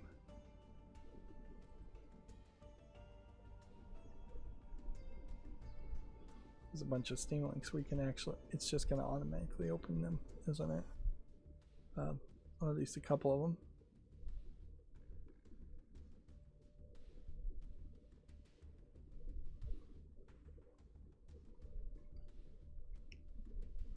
So yeah, it kind of feels a lot like a chicken versus the egg scenario, where the event is happening too early, considering there doesn't seem like there's a big enough industry to justify having an event there.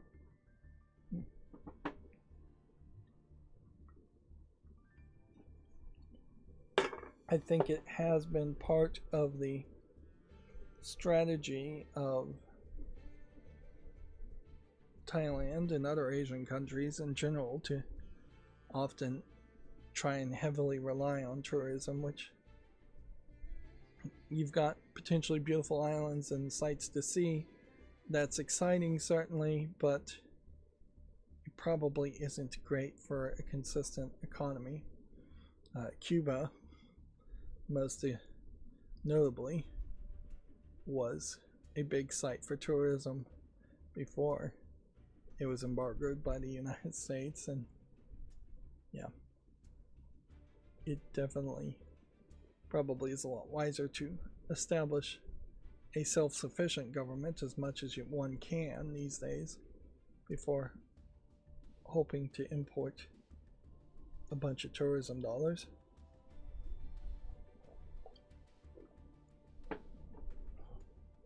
Which, yeah.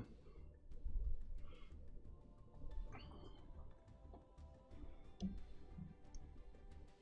don't know what else Thailand is trying to export. Probably all kinds of things. But yeah, we see Thai is a language. Could I search Thai? Well, none of these are links. So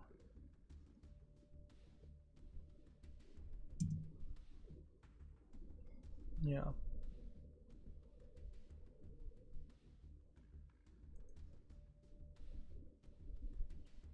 I don't know why there's such a delay between these opening up. Shouldn't be that big of a delay. But yeah.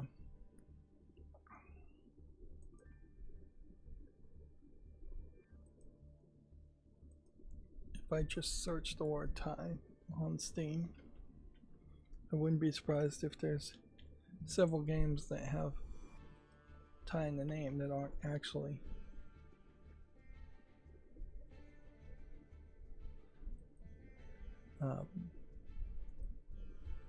That's interesting. You get a recommendation for the word team instead.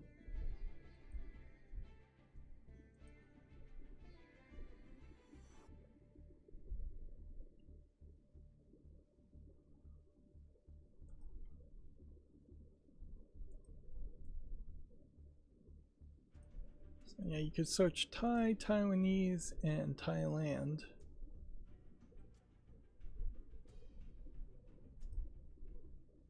Right, that was the problem there. Yeah, and I wouldn't be surprised if there's just several things that have Thailand in the name that actually aren't made by Thailand game developers. And certainly it doesn't look like this is an amazing list of games on Steam.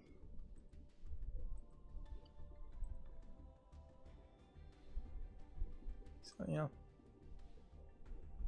Maybe it is more of a case that Thailand is just the safest country in the central location, which makes it a decent point to have an event that also potentially might have some geopolitical safety in there, in that you're not going to China, you're not going to Japan, you're not going to Korea if for one reason or other you don't want to end up going to those countries. Home Sweet Home, episode 2. Suppose I put that on the wish list. But yeah, the idea of a sequel to a horror game is kind of questionable. I guess this is also a Taiwanese game, which I wouldn't be surprised if there's a couple of games on my wish list that are made by a Taiwanese company and I just didn't really recognize it. Which, in fairness, most games are set in fantasy worlds, whether it's sci-fi or fantasy or something, and thus influences tend to disappear pretty quickly, or change drastically at least, when you are set in a sci-fi world or fantasy world. There's only one person playing this game, Home Sweet Home Survive, which, yeah, I think it's probably a mistake for any horror game to try and go into the world of online player versus player. It's just not going to have a big enough audience. This is from 2021 and it's still labeled as early access, which last update was made 3 years ago. So that game is pretty much abandoned. Which at some point here, if it's a online PvP game and the 24-hour peak is one person, wouldn't it make sense to just completely remove a listing like this, or is this just the right thing to do for historical accuracy? It has been removed from the Steam store, but that almost certainly was the publisher's decision or the developer's decision, not Steam's decision. But I mean, at some point there is an argument that these links should just forward to an archive, something that at the very big top of the screen says this game is information is archived for informational purposes only. You can no longer purchase or play this game. Instead of it coming up in search results at any point on Steam, it should be very difficult, if not possible, to find that game instead of me wandering onto it. Let's see. The Xbox Series X and S version of Avatar's Legends, the fighting game, has been delayed just hours before its release. That is crazy. That seems to imply they were testing the gold master version even up until this point.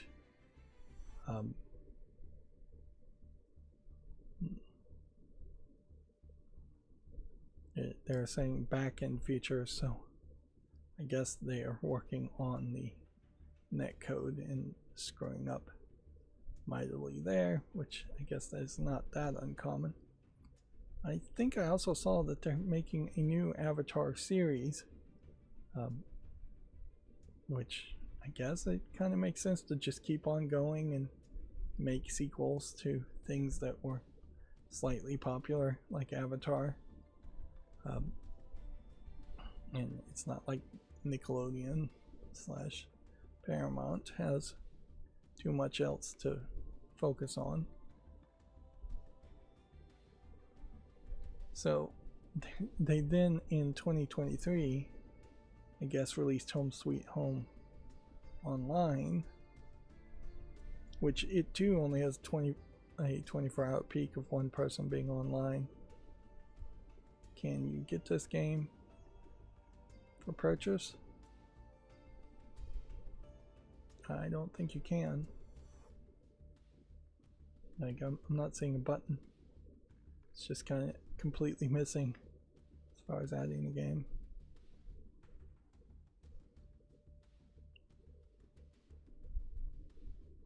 In fairness, I will say though that this does look slightly more polished than the first version, but it is still the exact same problems that you'll run into. I think I watched the a live action movie based on Home Sweet Home, and I was confusing it with a Japanese horror called Sweet Home, I think. Because yeah, in the live action movie you see this character briefly, and I think that is pretty much the entire connection to the series.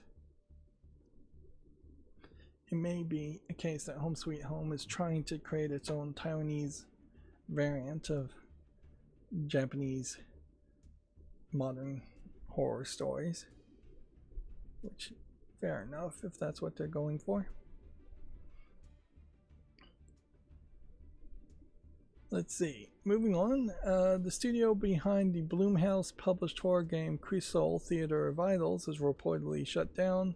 Vermilion Studios has laid off all employees and closed its doors, says the staff. That's kind of a shame. This was kind of an interesting game that definitely did not get enough press coverage, and I think that is a big problem even for medium-sized game publishers and developers, is that they just aren't doing a great job of promoting games, even when there is basically a glut of nothing else going on. That's a funny way to say that. But yeah, there has not been a huge amount of new games. And this one definitely feels kind of Bioshocky. When you look at it, it has a whole blood balance element to the game, which was kind of intriguing, and maybe that maybe overcomplicated things.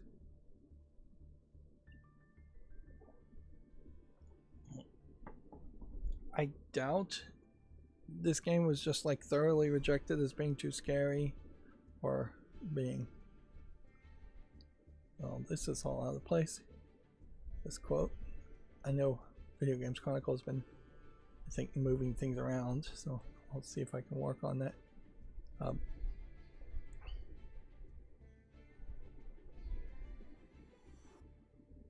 But yeah, maybe there was something, maybe religious fear that prevented people from checking out this game. But I think for the most part it was just a case of they didn't advertise this game. This should have been a game that was shown at 2 or 3 years worth of Game of the Year or Summer Games Fest type events. Yeah. Even then, I guess it wasn't enough. Yeah, that is the case. And the problem we keep running into is that there are games that do come out occasionally, and they just don't get reviewed or played by people, and they just don't get enough press. People don't hear about them. You have the likes of Game Grumps playing a mixed reviewed game right now, digging a hole to escape Alcatraz, I believe is the name of the game, which is definitely streamer bait and definitely not a big AAA type game.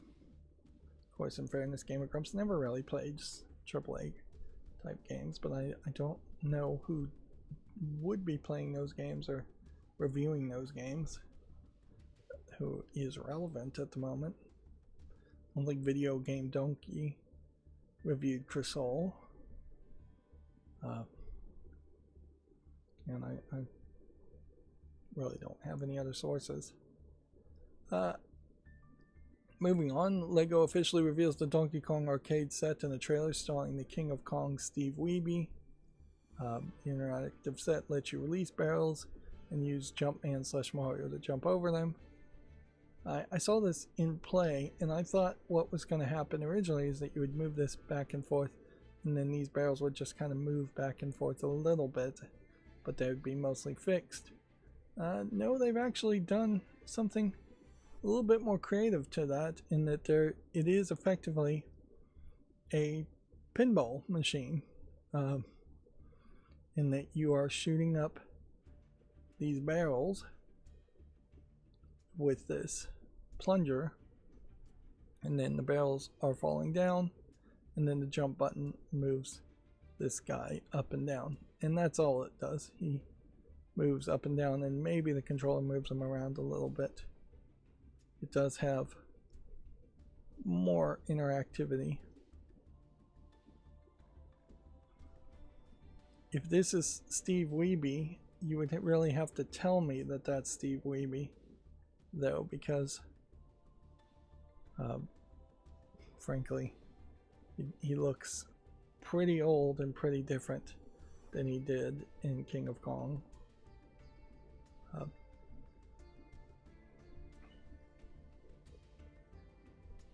Which is perhaps an interestingly accurate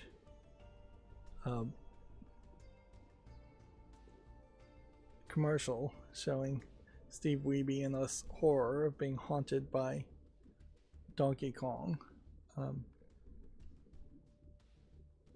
For as much drama he got drawn into.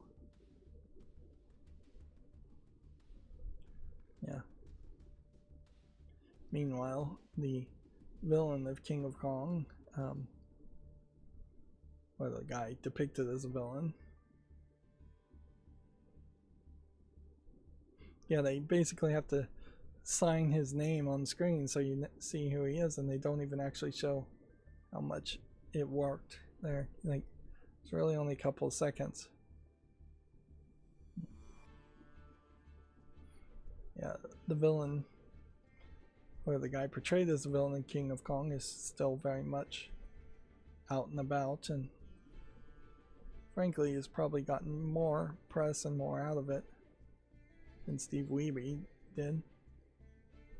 And I believe, last I heard, there's a completely different third person who probably very wisely is staying out of the press circuit and out of the limelight, who actually has the Donkey Kong high score. That's what I last heard.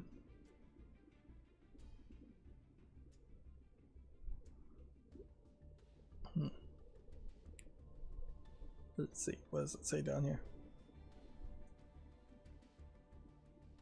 There is a renewed interest in competitive Donkey Kong high score scenes as a result. Neither Wiebe nor Billy Mitchell, who I think looks a lot better than Steve Wiebe does, he's probably getting a lot more hair dye jobs, are in the top 10 leaderboards anymore, though through their rivalry in King of Kong documentary ensures they still remain two of the most known names among players. Yeah. So it's not even just one guy. They're not even in the top 10. In a lot of ways, this is just like really sad. Like, I don't know why you would make this your commercial videos, to just say, this is what happens to video gamers. You get old. You get old and you develop Alzheimer's, and you're just wandering around in a fantasy world in your mind. And you're creepily looking outside and seeing a girl who may be your daughter, but maybe not, dressed a little bit like Pauline, but not really.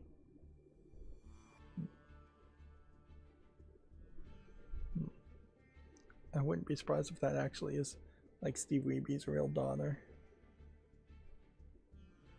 But yeah, this is a horror movie trailer of a man haunted. Yeah. And while I can get the idea of a surprise,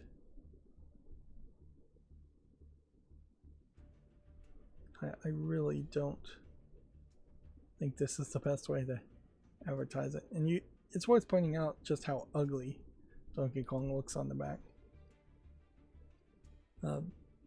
But I would say it definitely feels like that is more playable for 2 minutes or so compared to the Pac-Man set, where the Pac-Man set was even less playable. Clearly the design concept here is to mostly be a model that you would put on your shelf with a small amount of playability. Frankly, this is less playable than some of those old pre-LCD aquatic games where you're pressing a plastic nipple, and the nipple makes air bubbles that makes the air rings flip up, and you're trying to get these plastic rings on plastic pegs inside this water-filled piece of plastic toy. Which, yeah, even LCD games after that were more complicated. And I guess that is notably one of the problems with Lego in particular, is that they really don't want to become a video game company and actually have that level of complexity. I could definitely see there being a case, though, in that you would want to buy a screen and replace all of the components here with an actual screen, and then you throw in probably not even a Raspberry Pi or Raspberry Pi 2.0, just something that that would probably be like an ESP32. You could probably program an ESP32 to run just Donkey Kong and only Donkey Kong. If you were going to make that my own creation modification, the next question certainly would be to get actual controllers for the control stick and the jump button. Otherwise, you're connecting via a Bluetooth wireless controller, which would kill some of the fun there. That would be a little bit harder to do, but not that much harder to do. It's worth pointing out that Pauline's hair is shown as blonde in the art and kind of more oranges.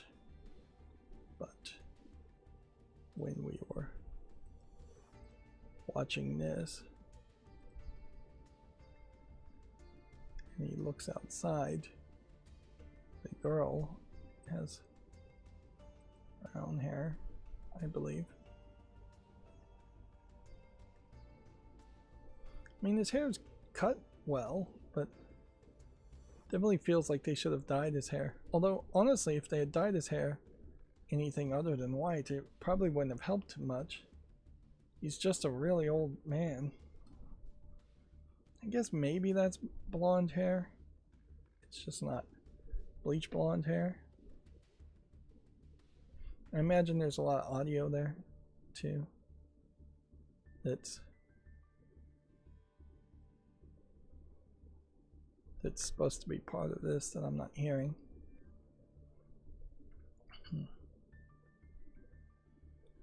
Yeah, there definitely is somebody out there that's going to take a set like this and put in a screen and put in real controllers and make a main cabinet with Lego around it.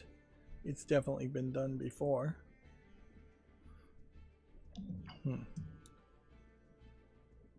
Moving on, the delisted, critically acclaimed mobile game Point P is back and completely free. The Netflix exclusive was removed from stores last year. I don't even recall this, but that would certainly be the case, that it was a Netflix game, so I assume that's available on mobile.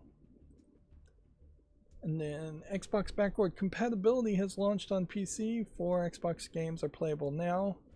It is almost certainly being done with emulation, and I'm pretty sure I've already seen stories of people finding that emulator built into it, which, I mean, is there any surprise there? Almost certainly it is some modified version of a open source emulator. It may very well be the case that the emulator that they're using is not legally allowed to be used in this way, and yet I imagine Microsoft will get away with it because they'll just turn around and say the emulator itself wasn't legal, despite the fact that it very well might have been. Inherently, though, if you are playing a game on an Xbox original game on PC, you're highly unlikely to have a Duke style controller. That probably isn't going to be that big of a deal, but for some games and that nostalgia, it may feel fairly weird. Alright, well, time for another break, and then we'll go through the Komatsu article.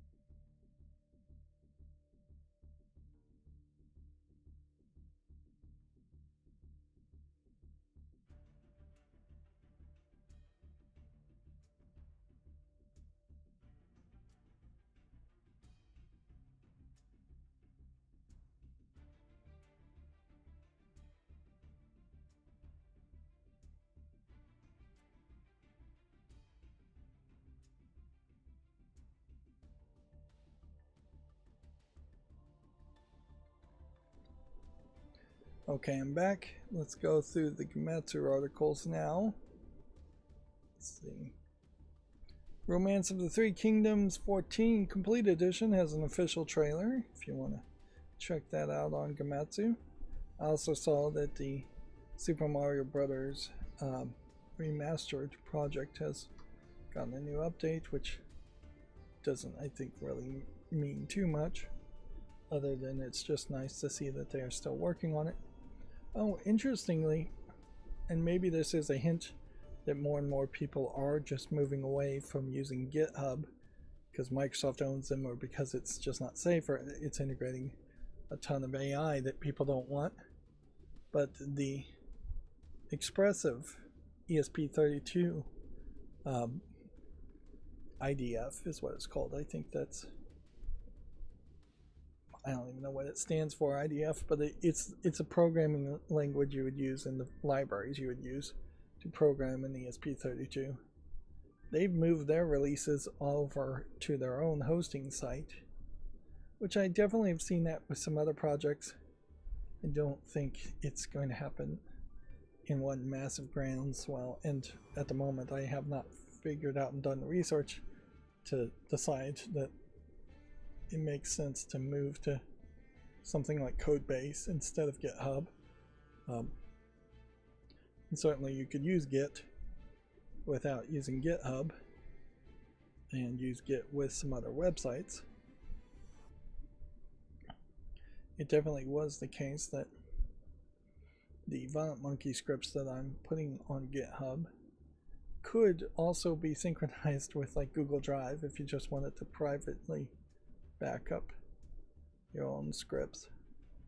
I just don't see a real reason for such small amounts of code to not be public.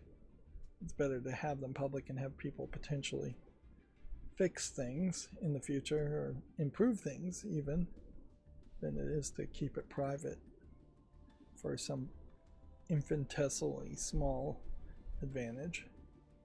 We can see Romance of the Three Kingdoms is not available in the United States. Warehouse Studios has trademarked Kingdom Come Salvation. The question here is a reveal coming soon? One would assume that the answer is yes. Eventually there will be some kind of notification. Yeah, I'm still hoping, after spending a decent amount of effort to upgrade my smart camera bird feeder with actually good bird seed that birds should like to eat, and suet to feed them, and a hummingbird feeder too. I have now, it's been like 2 weeks and haven't seen a single bird. But it may also just be the wrong time, and it may also just be that it is way too hot and they may just not be out there.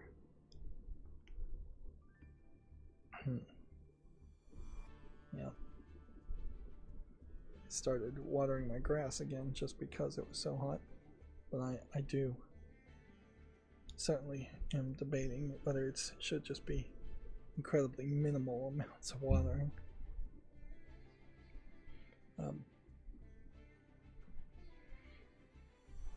Just to save money. Moving on, Stray Children Treasure Box Physical Edition launches December 10th in Japan. I've completely forgotten what Stray Children was.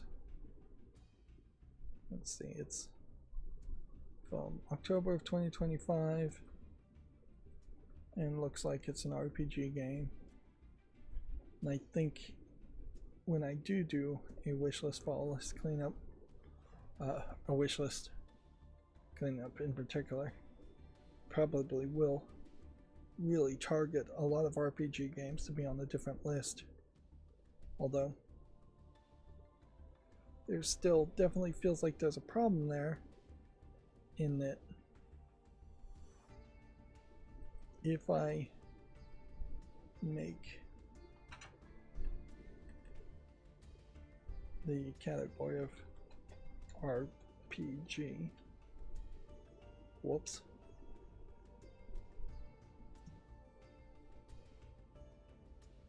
See, that was the problem I just ran into. I need to turn off the slideshow because the slideshow tried to randomly start the slideshow when I hit the letter R.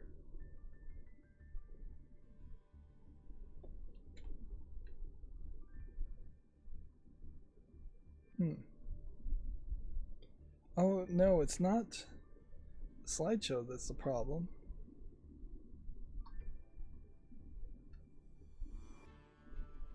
It's the hotkeys that are the problem.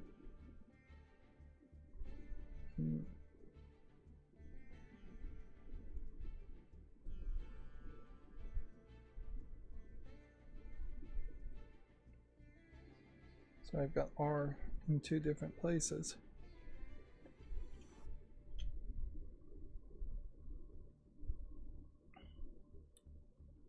Right, well, that took too long.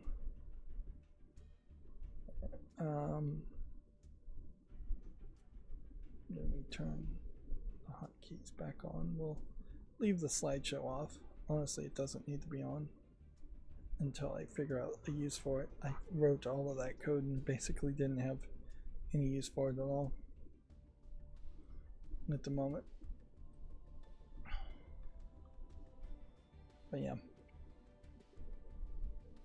You still run into a problem, I think, with the wish list in that I don't think there's a way to easily make a list of everything excluding this category. And unless they just have an undocumented minus function that you can throw into the search, that doesn't help that much, because I'm personally more likely to want to say, hey, I don't want to see RPGs, or I'm not in the mood to play an RPG, than I am to say I only want to buy an RPG and play RPGs. In fairness, if the category was puzzles, I probably would be in the mood to play a puzzle game. Moving on, Xenoblade Chronicles 2 Nintendo Switch 2 Edition overview trailer is available if you want to check that out on Komatsu. A crime-solving party game called Batman Caped Crusader Chronicles has been announced for Luna, which, boy, does that feel like they're just cramming Batman into something that you shouldn't cram Batman into.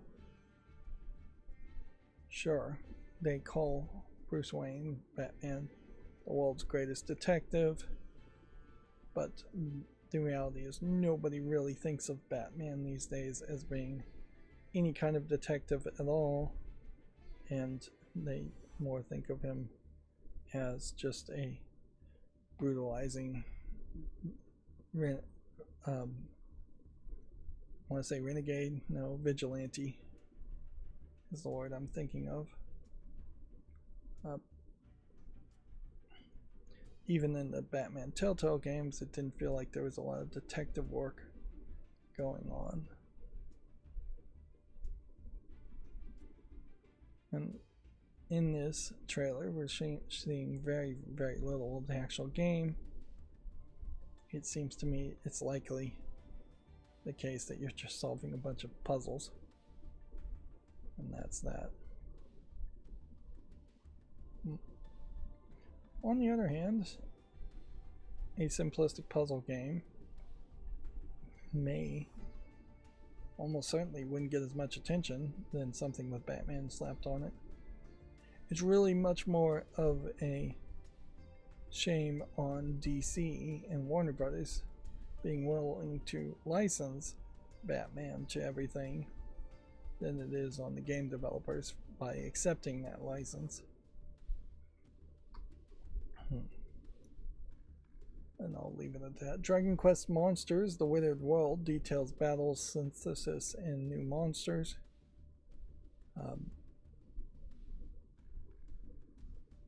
Check that out if you're interested. I'm going to keep on saying that. I want to try. Marvel Token Fighting Souls opening movie, DLC character Phoenix Cyclops announced. I would assume Phoenix Cyclops is of the X-Men Cyclops, but maybe part of the Phoenix Force in some what-if scenario, or has the Phoenix in him.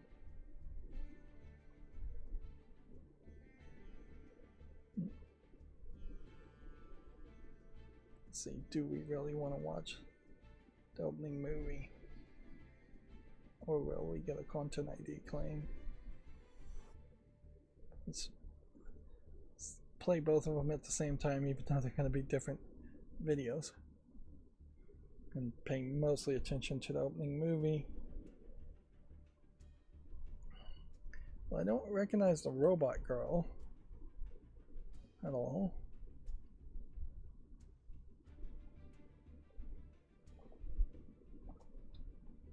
You got Miss Marvel, several characters I don't recognize. Definitely a decent number of characters that look different.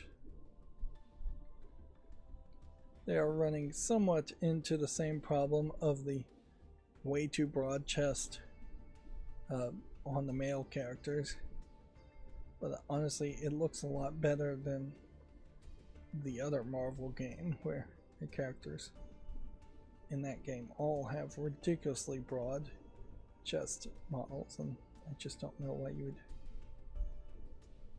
end up anywhere close. I have no idea who that character is, but he seems like he's the big bad guy. Is he supposed to be like the Beyonder or some variant on that, or some new character? Yeah, seems like it might just be a made for this game bad guy.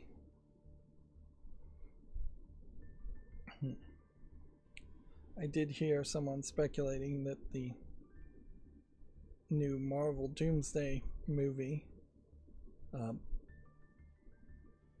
may very well just be that Doom gets the powers of the Beyonder and they are just working their way back to a Secret Wars movie. Definitely feels like you saw more characters in that opening trailer than have been announced.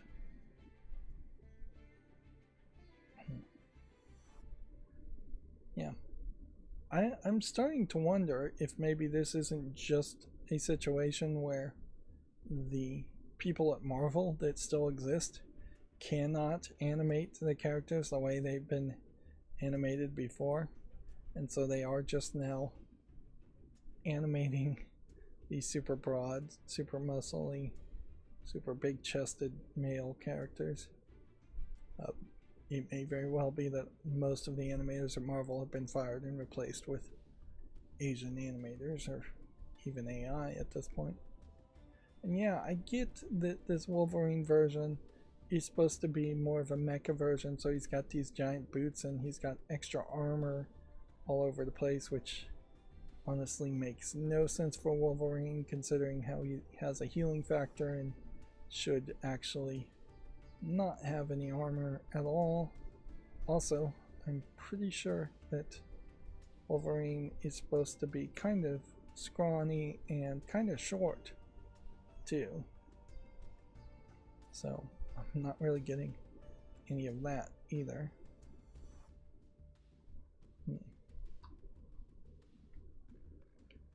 I guess the beta test is not for Steam, or if it is, it hasn't led to any reviews or any information. I think in actual play a lot of the complaints on the art style may not matter anyways. Too, I think it's very fair to say that static images may not matter as much. Yeah. According to this, SteamDB, nobody is online at the moment. Let's just go back. So this character is just called Danger, apparently, this robot girl.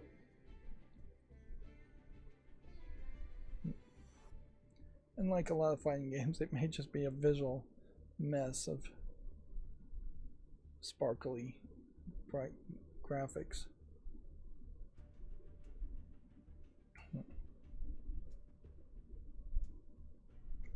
Yeah.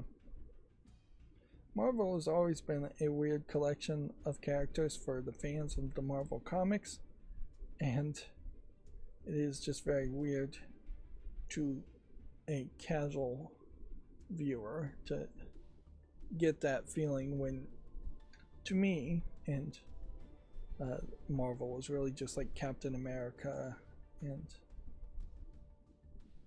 maybe Spider-Man and Iron Man. Like, it really doesn't feel like X-Men are a big part of Marvel due to Disney not having the rights to the X-Men for a long time, and Disney made a Daredevil TV series which very few people watched, and Sony has the rights to Spider-Man, which hurts that. Disney did push the new Miss Marvel character here, and she just hasn't been around long enough for people to really love her, and controversies abound, certainly when you introduce any new character. And they pushed the Guardians of the Galaxy, but they're in their own little world, so it's hard to really associate them with Marvel too. The Inhumans TV series really should have done a much better job of trying to connect a lot of the second tier, third tier, and lower tier Marvel characters, but they really didn't. And it's not really the case that I think a new generation of Marvel movies are going to come out and introduce a whole new group of people that we actually care about, considering how they did their darndest to make people fall in love with the most popular, well-known characters. Now it feels kind of ridiculous to try and pass a torch over to a new generation of characters. The Miss Marvel movies, not well received at all. And I'd say Marvel movies in general kind of 50-50.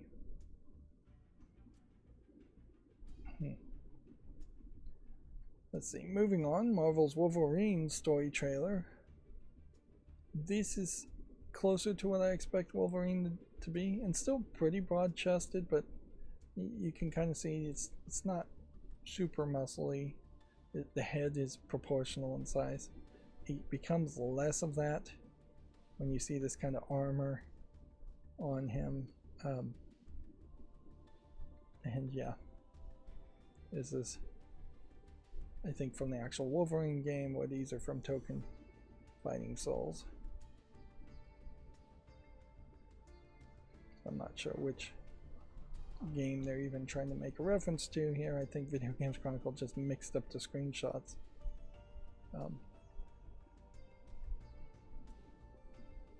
This may just also be a crossover promotion.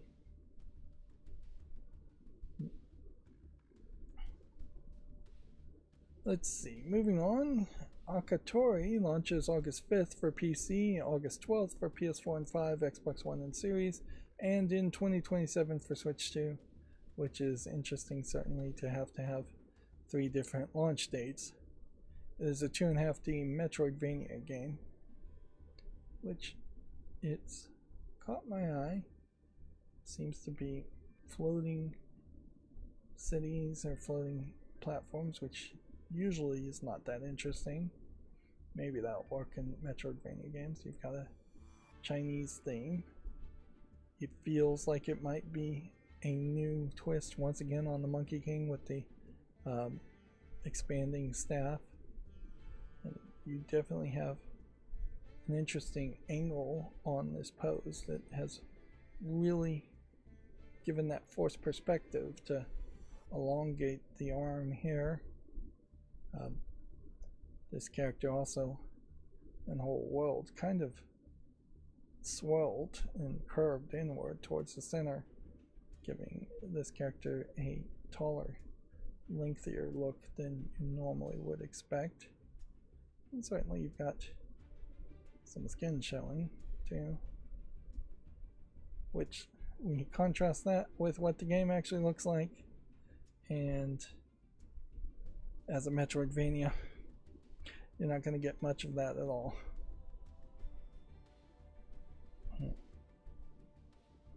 Because the character is going to be really, really tiny, and the camera is going to be really, really zoomed out. It does look interesting, and I do think I definitely need to go on a journey, and that very well may be the next few games I try to start playing. It's just Metroidvania type games. Maybe I'll even start with a Castlevania game. But yeah, there's a decent enough of them coming, and a decent enough of them that are out already for me to play 2 or 3 in a row. Plus, that makes a lot more sense than just playing Metroid on my Steam Deck and not being able to make any footage from it. Put that on the follow list. Let's see, Borderlands 4's DLC, Story Pack 2, Flak in the Last Resort, FL4K in the Last Resort, launches September 10th. I wonder if the Last Resort might be also a internal message that this is Borderlands Last Resort, or 2K Gearbox Software's Last Resort. I wouldn't be surprised if this DLC comes out and then days afterwards you hear of a whole bunch of layoffs. It is basically unbelievable to me that Borderlands 4 would gain any significant audience with another DLC pack on it coming out for it. In fairness, Borderlands 1 and Borderlands 2 probably significantly improved by their DLC, but they were also very well received good games to start with, whereas the pre-sequel and Borderlands 3 not well received to begin with. So yeah, free in-game content being advertised here for the mixed reviewed game on Steam. And some of these negative reviews might be due to them moving over to the Unreal Engine and performance issues, but I wouldn't put it more than 5% there. I would still say the main problem is people making Borderlands 4 are just not the same people, either physically in actuality or mentally. They're not the same people that were making Borderlands 1 and Borderlands 2.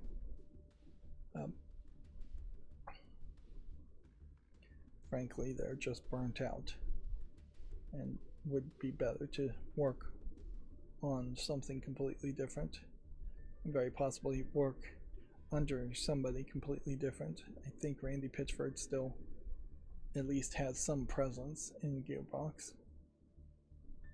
It is actually a little surprising there hasn't been layouts already at Gearbox, considering it's a Texas-based video game company where it would make a lot of sense and be easy to do layouts.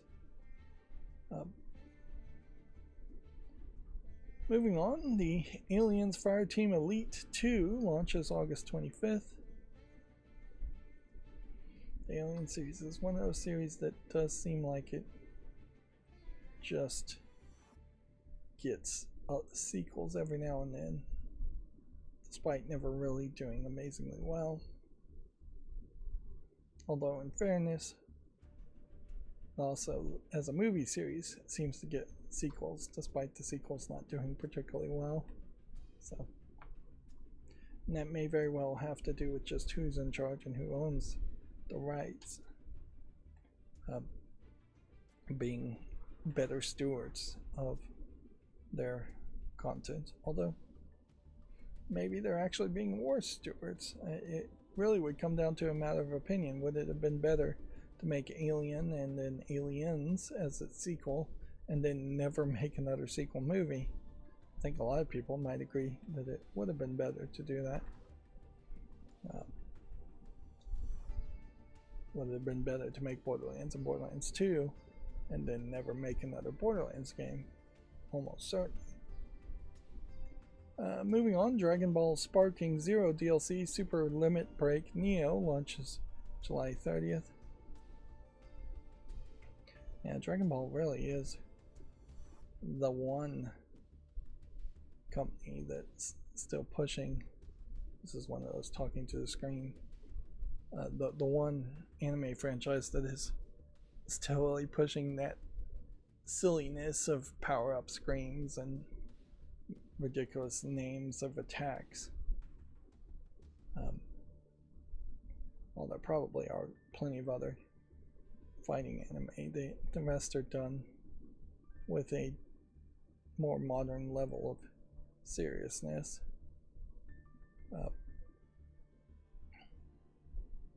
Yeah, Dragon Ball is all power, all fantasy all the time. No seriousness, no realism. Let's see, Restory launches August 16th. We've had our eyes on this game for a while. What is happening here is a lot of these games either already had a release date listed on Steam and just hadn't put out a press release, which is not very likely, or they're just updating their pages before I get around to seeing them on the Steam list, follow list, cleanup process that I'm doing off screen. Because if this didn't have a release date, I may very well have considered removing it from the follow list, although I may have made an exception for this game too. Let's see, Pokemon trading card game Pocket Expansion Ruler of the Skies launches July 29th. Due out alongside a new in-app updates and events. Yeah. Let's see, new update will let you share decks using 2D pattern QR codes. Nice. Cards included in multiple booster packs will begin to be registered in the card decks for each corresponding pack, including retroactively for cards already obtained. I don't know what that means. Cards included in multiple booster packs will begin to be registered in the card decks for each corresponding pack, including retroactively for cards already obtained. That doesn't make any sense. That feels like that would already be the case. A new 4 diamond or higher guaranteed booster pack category will be introduced, guaranteeing a 4 diamond or higher card the next time a booster pack from the same expansion is opened once certain conditions are met. Basically, they're manipulating the drop rates here to guarantee people have more of the important cards and less of the garbage cards, because they created Pokemon TCG Pocket to be a game where you are just opening card packs constantly, and now they are running into the problem that creates in that there is a lot of trash cards that people have 10 plus copies of and nothing to do with them. You see this in the real world of Magic the Gathering, where you have people straight up just trashing energy cards or low quality, less than a penny cards in packs. Is this how you spell guaranteeing with 2 E's? Players who have not logged in for a certain amount of time can obtain 120 pack hourglass with the introduction of the welcome back missions. Interesting. Probably not that helpful. That would only help if you just couldn't play the game for a month, but if you're not capable of playing the game for a month, then you have fallen too far behind. It is interesting, certainly, though, that the most exciting part of Pokemon TCG Pocket is just them manipulating the drop rates to make it potentially easier to get cards, enough that you can at least build a deck and play the single player and the player versus player elements, which are buried in sub-menus in Pokemon TCG Pocket.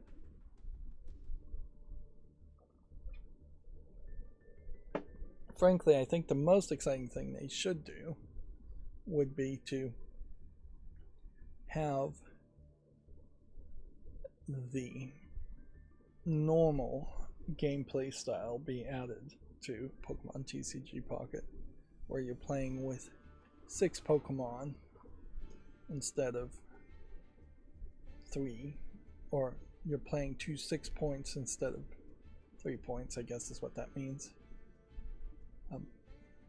And yeah, if you could double your reward and play a longer game, play a more complicated game, that might catch people's attention a little bit more. Instead of the incredibly simple and short game that TCG Pocket offers, which really just does not have anywhere enough complexity compared to something like Magic or Yu-Gi-Oh! To make people really want to build decks and play them. Yeah, Pokemon cards are just power creeping way too much because they don't have any complexity in them. And I guess they probably want the Pokemon card game to be super kid friendly, but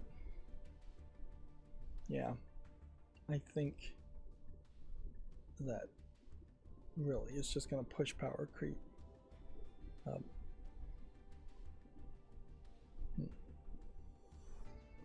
Higher and higher. Alright, moving on. Sniper Dan launches September 17th. I'd assume this is a joke troll game where you're sniping people. There might be something here.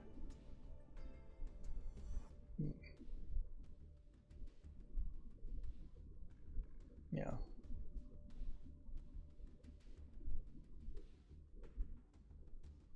Oh, I guess you aren't actually shooting people that much. Maybe you're shooting this giant monster character.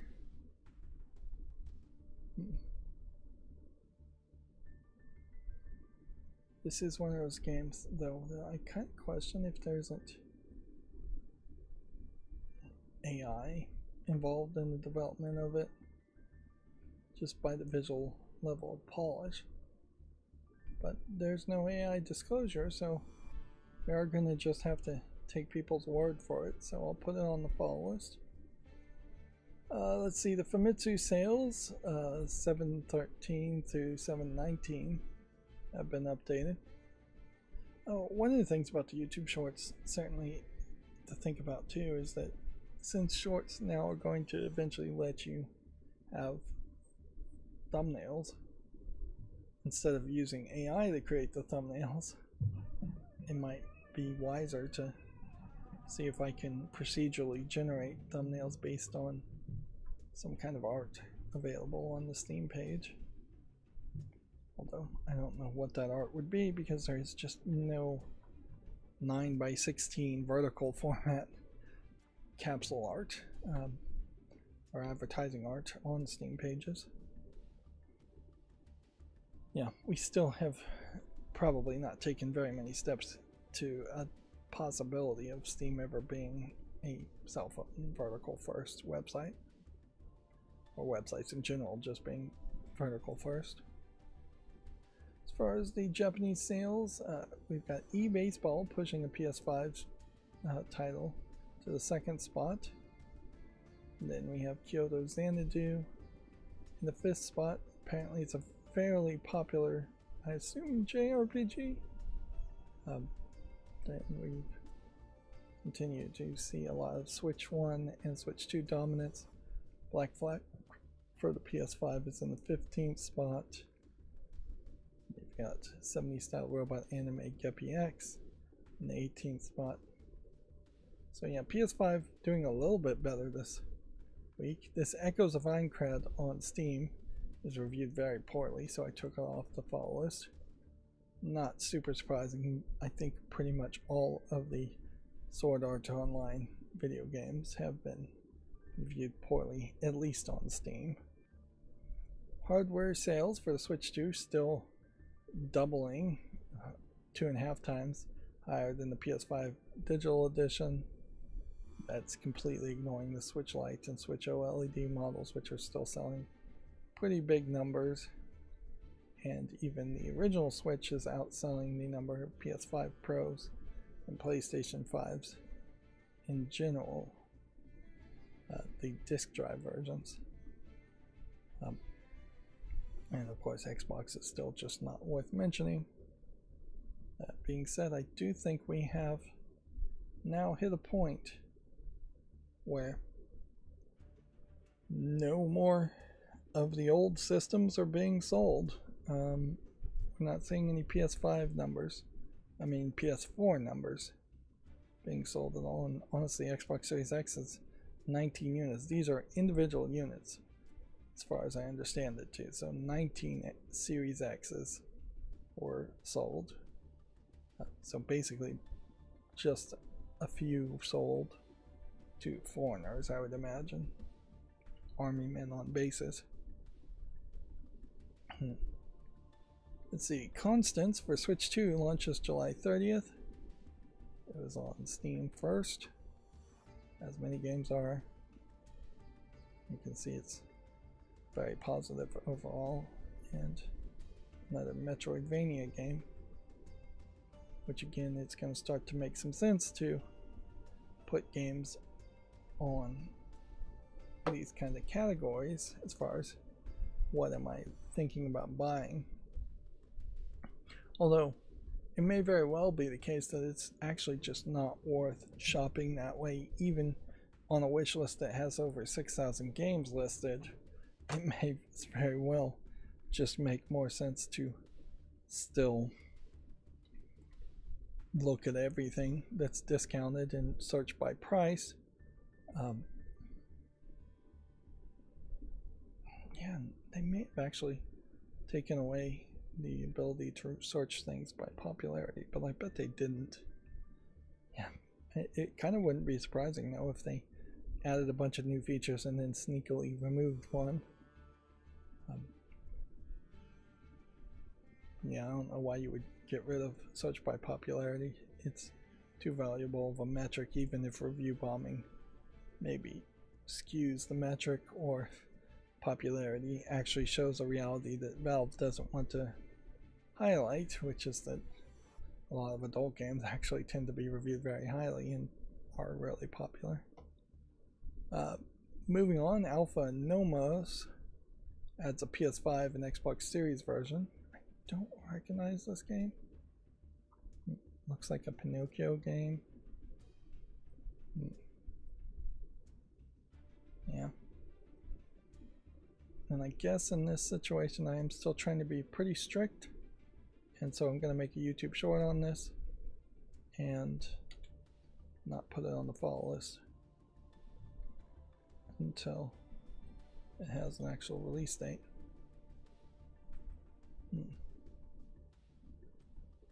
Well, I want to make a YouTube short on it.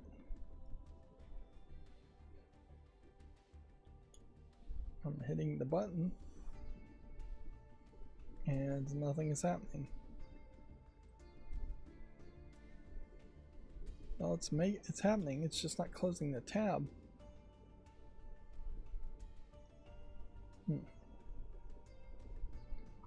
know what's going on there.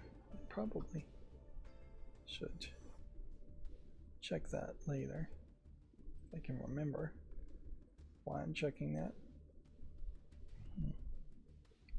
Yeah, there is a weird inconsistency as far as sometimes the windows want to close and sometimes the windows don't close, which is crazy because the function to close a window is just window.close, open parentheses, close parentheses, semicolon. Yeah, it's nothing complicated or special. It should just work. Moving on, Dodo Ducky is coming to PS5 and Switch in 2026. You can see it's on the fall list right now, but hasn't quite gotten to the point where I would consider putting it on the wish list. Plus, this is kind of the game that I think I would want to put a little bit more thought into, and even now it's kind of hard to put extra thought into those games while I'm struggling to get through the stream, which I am noticing this stream is going really long today, and I don't know why that is the case. Sombra's Negative Frame launches December 3rd. Interesting. This might be a Western take on something like Fatal Frame.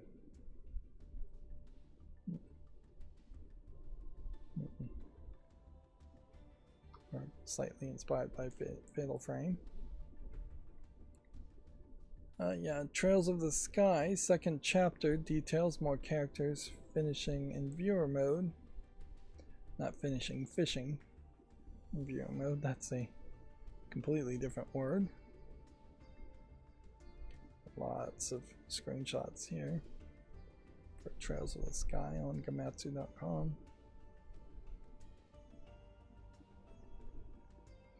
Does have that feel though that just a lot of the characters are just wearing the exact same color palette or outfit.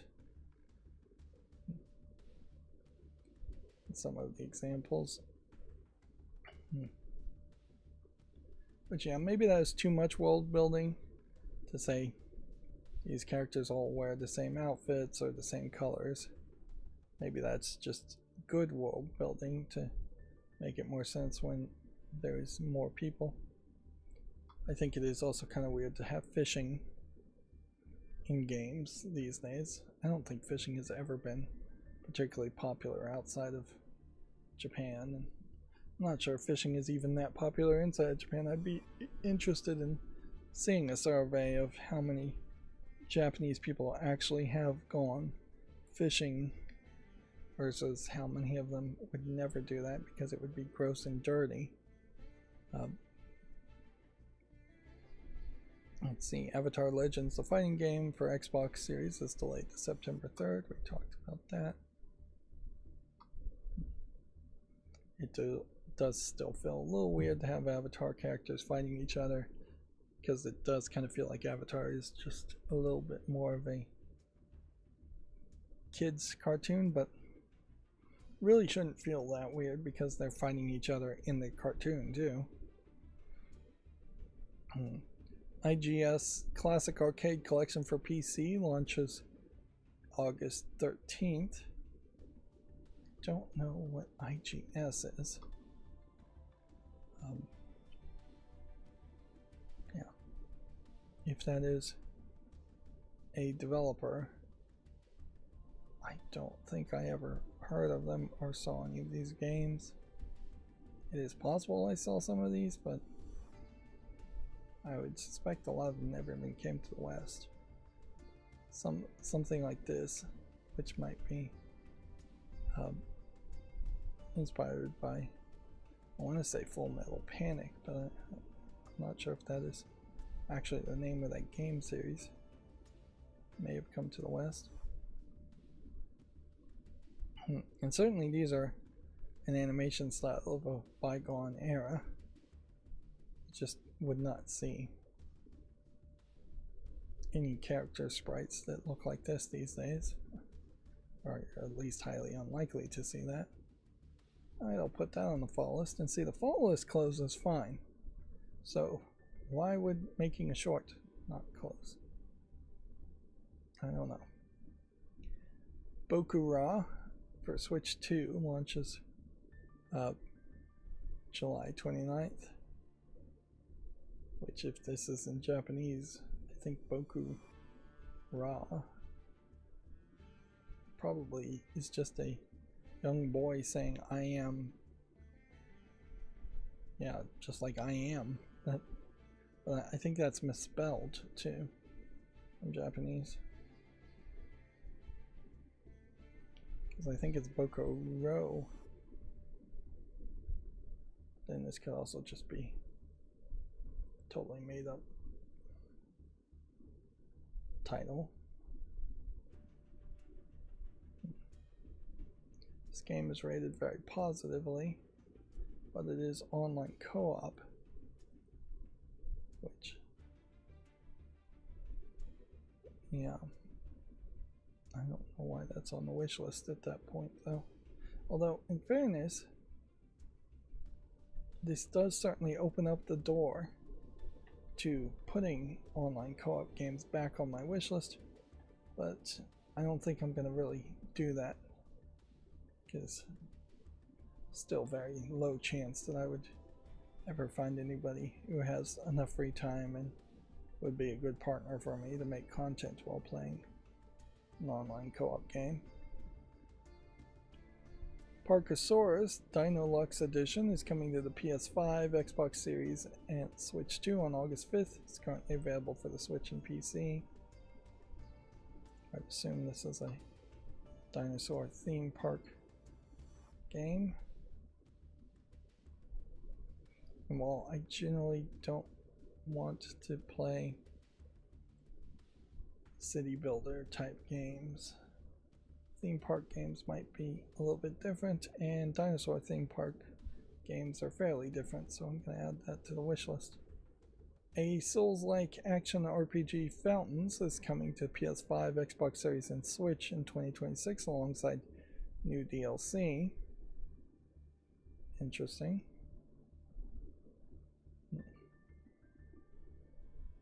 That one is also already on my wish list. Then Xbox backward compatibility on PC announced with 4 new titles available. It is interesting what games they specifically picked to start with here. Nothing here strikes me as super popular Xbox games, but I'm not sure how many original Xbox games were that popular other than Halo.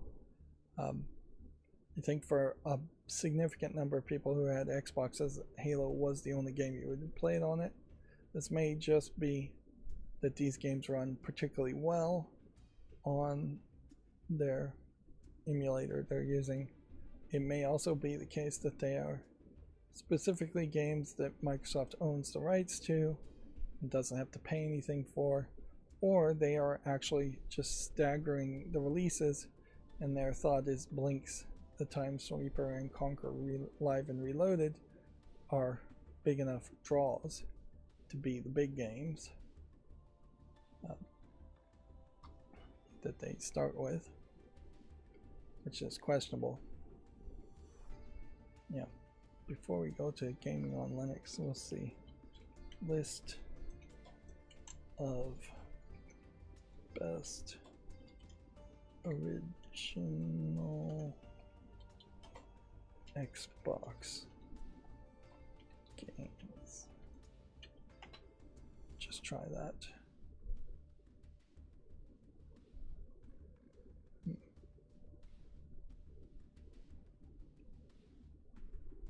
So yeah, they're talking Halo 2, Halo, Fable, Star Wars Knights of the Old Republic, Tom Clancy's Splinter Cell, GTA, Double Pack, Dead or Alive 3, Morrowind. Yeah. That's not a particularly surprising list. And I wouldn't be surprised if there is just some major limitations, like Prince of Persia Sands of Time coming from the Xbox version doesn't make a lot of sense. Steel Battalion, I think, really required a special controller to play. This game Breakdown I don't even recognize. Tennis game doesn't make a lot of sense. GTA games wouldn't work. Yeah, they very well may not be too many options. Jade Empire. And I guess if you were going to go through this list and just try and pick something from this list, this may have been the first one in the 10th spot that actually could get emulated without running into paying more licenses. I heard, I saw a post saying that the actress slash voice actor who is voicing Lao Fei in God of War, Lao Fei, said she is not bothered by criticisms or comments posted online, which is great. Good for her. Yeah. Content creators shouldn't listen to critics or criticisms, really, and particularly if you're just being contracted to do voice acting, it does not help you one bit to listen to other people's criticisms online. Maybe you listen to the criticisms of your boss if they're complaining, but they tend not to complain that much. Yeah. My criticisms in particular, and most video games critics, should be exclusively focused on just giving consumer advice. And from what I've seen, which is almost nothing of Lao Fei, it looks like it might be a fine game, but it feels like you may be fairly getting something very different from what you would expect from something called God of War. My biggest complaint is it's being called God of War, when it seems like it has nothing close to the reboots of the God of War games and nothing close to the original God of War games. But yeah, let's continue scrolling down this list. Yeah, the bigger games like Fable 1 would only really work if they were remastered. It wouldn't make a lot of sense to just emulate the original games. I believe the Chronicles of Riddick Escape from Butcher Bay is extremely hard to get and get playing, plus it very likely has some licensing issues too. Most of these games excuse me, most of these games would only really be impactful if they were remastered, and frankly a list of 22 games is not quite long enough for an entire console generation to make the original Xbox feel like it was a massive success. Although in fairness, if you took the 600 plus games for the NES and then started to really look at them and curate them down, you might end up with only 22 games that are actually good or worth playing nowadays.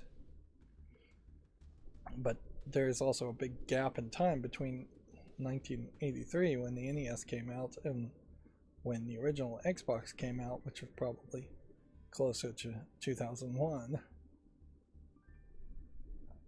Let's see, the Massive Project Zomboid Build 42 update has been confirmed for July 29th. Okay. This game is very popular, yet still not a game I think I really want to play, thus it not being on the follow list. Next Gaming Online article, Weather the Swarm is a fun-looking co-op action roguelite with destructible terrain. Okay. See, that time the page did close. So there's something preventing it only on some pages from closing. I need to figure out what that is. First Light, 007 First Light has had its de novo anti-tamper DRM removed, which this game has always been very heavy on the ray tracing, so it might be very interesting to see if performance jumps up significantly by de novo being removed, or whether it still is going to be very heavy on the ray tracing. Actually, I'm wrong about that. I'm not sure if this is a game that's heavy on ray tracing or not. I was thinking of Indiana Jones in the Last Circle, and I completely just confused the two. So please ignore what I just said. It'll be still interesting to see if de novo improves the performance any on First Light, but I don't know if anybody's been complaining about the performance on First Light. Oh. Let's see, Beam Eye Tracker app has added Linux and macOS support in beta. There was, and still is, slight accessibility reasons why an eye tracker app might be helpful to move the camera for you, so you can keep your hands on the mouse and keyboard if it actually works. But yeah, the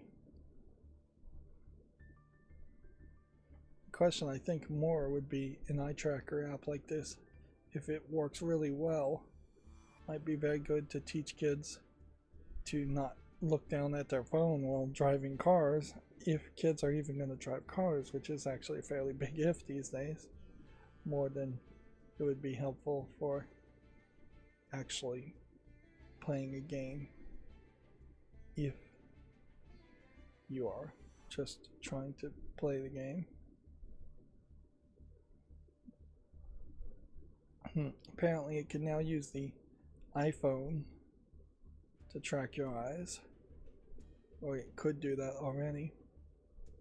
Now if you're disabled, an eye tracking app might be the difference between night and day, but I think for most people you just find it annoying. And I don't know how well an eye tracking app really works with people wearing glasses, or people with bad eyes, or a lazy eye. Yeah, it's kind of interesting.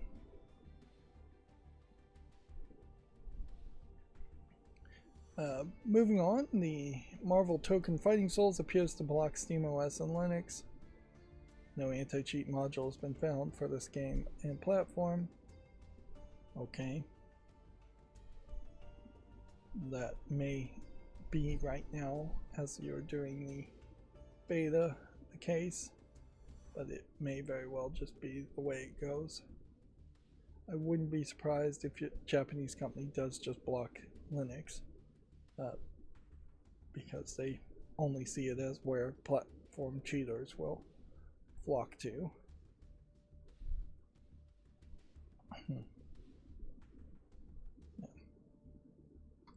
I'll leave it at that.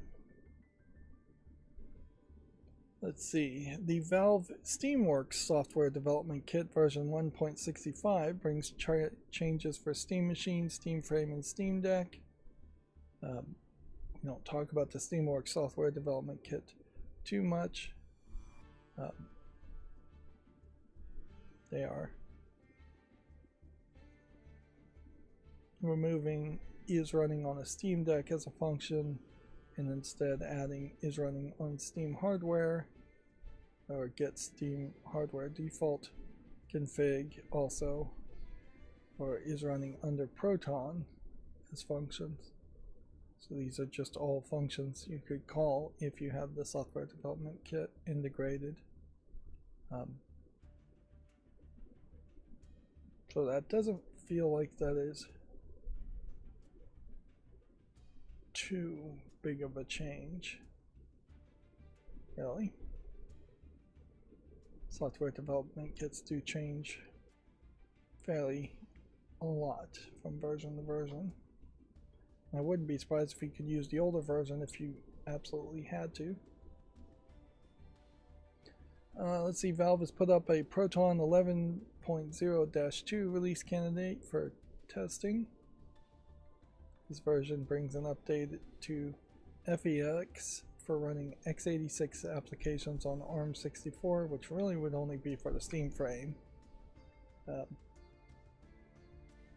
It probably does make some other changes too. There's a list of games now playable. There's several things being fixed. It does feel like a lot of this is centered around trying to get games to continue to play and get VR games in particular to play if they don't play before then.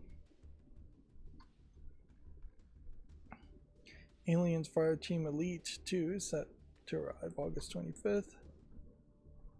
Seems like we had a decent amount of duplicate tabs today, and yeah, I don't know why these wouldn't have automatically closed. Excuse me as I shift in my chair. I'm doing that a lot more these days, where I'm leaning forward and leaning back, and I think that probably is just going to be necessary. It probably helps a little to move around. Let's see. Steam machine with SteamOS Linux initial thoughts. So you got a Steam machine, you got a 512 gigabyte version with a Steam controller. The first thought is it's really small, which, yeah, see it in comparison to the size of the controller itself, it is rather small. I don't know what box this is that's being plugged into it. Let's see, it definitely feels like you could have had this be a rectangle that was twice the length, and that would solve so many problems. Like if I was going to build my own fake Steam machine, it would be pretty easy to just make it double the length, which clearly this table that it's sitting on would handle that. And then you could put a off-the-shelf power supply and off-the-shelf video card in it, and probably a mini ITX motherboard could be squeezed in it too, assuming this is wide enough for a mini ITX width, which if it isn't and I was making one, I would just make it slightly wider. If you had to keep it this size, I'd almost certainly take out the power supply and have it as a big wall wart plug that you could hide behind the table. I'm not going to read all of this, but he does point out that the performance monitor is too tiny for him to actually read it, which that is definitely going to be a problem when you look at a TV and it's showing you content designed to be on a monitor that's only a foot away from your face and you're now 10 feet away. Talk of 4K or up to 4K 120 hertz is basically lies, so it's kind of pointless to even ignore to think about that. You do kind of get some ugliness as far as you put in a non-black micro SD card and then it stands out there, or you put in a dongle and it kind of stands out there, which this is a Logitech dongle for mouse and keyboards. This could be anything, I have no idea, but I would suspect it's not a dongle. I would suspect it's probably a very small thumb drive, because it's really not thick like a wireless transmitting dongle might be.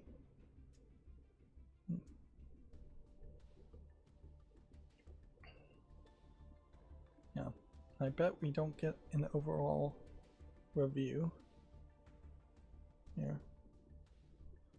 But yeah, medium settings at 2560 by 1440 for this game. They were able to benchmark 60 frames per second.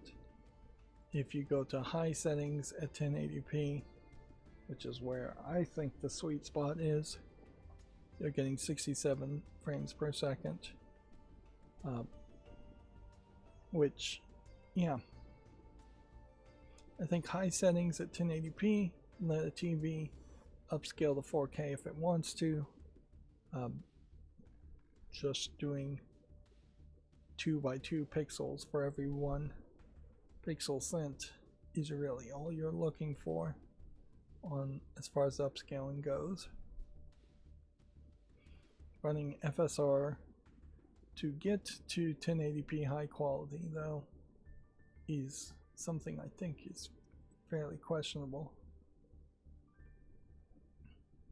Seems like, yeah, the Wi-Fi download quirk, which feels like that happens to everybody with a new Steam piece of hardware, is that the firmware on the Wi-Fi is never set up right, or it's got some weirdness to it.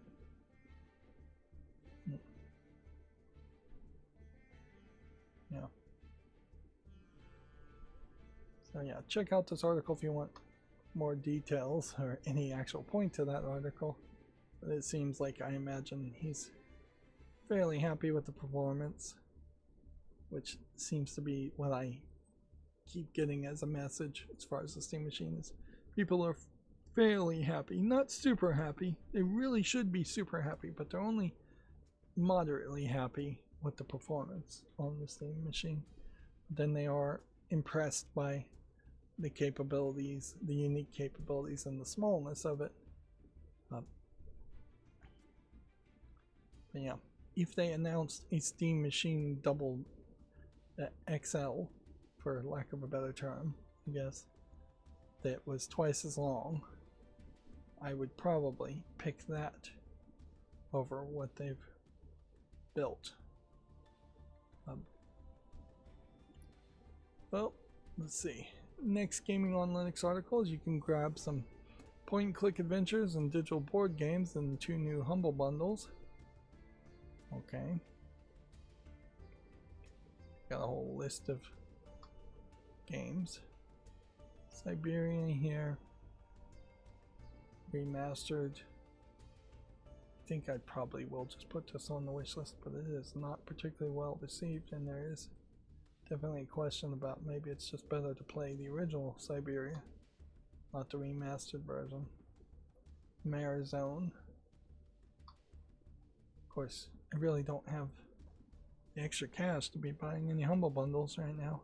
Honestly, I may find myself quite surprised by this month's / next month's bills, just because of it being hot and summer and replacing a dryer. And oh, by the way, there was a slick deals for a dehumidifier that I also grabbed for $75 off of something that claimed it was $160. For a big dehumidifier, $75 is a good deal. For a small dehumidifier, it is a terrible deal. 5,000 pints, I believe, is how much it can do, and it has smart features. And yeah, I just did buy another dehumidifier that was, I think, about $200 previously, so there is definitely an alternate universe where I would have put off buying the dehumidifier until this sale and saved myself quite a bit of money, which almost never is the case. You almost always are better off buying something now if you actually need it than waiting for another slick deals, because they do not come that frequently. Moving on, the yet another Zombie Survivors 1.0 release has been announced for August. We have Agatha Christie Death on the Nile. Here's Siberia the World Before. I'm not sure if this is the original Siberia game, though, or if this is a sequel to Siberia. It's hard to tell. Here's yet another Zombie Survivors game, which is in early access. So actually, I'm going to put that back on the follow list. Let's see. Konami has detailed more platform specifications for Metal Gear Solid Master Collection Volume 2. I guess check this out on Gaming on Linux if you're really interested. Seems like it's maxing out at 1080p 60 frames per second, which is, I think, fine. Although it maxed out at that in version 1.2, and now it's maxing out at a higher resolution in 1.4. So it does seem like they are changing some things and making progress. This game is not out yet.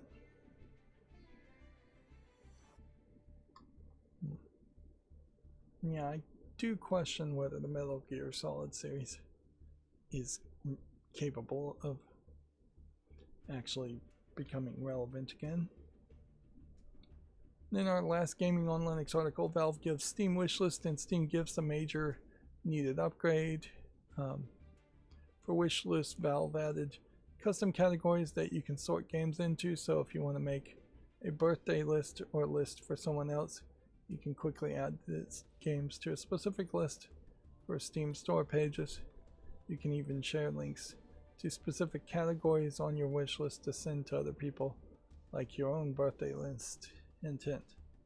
Each game in the list also has a micro trailer appear when you hover over them, like other parts of Steam.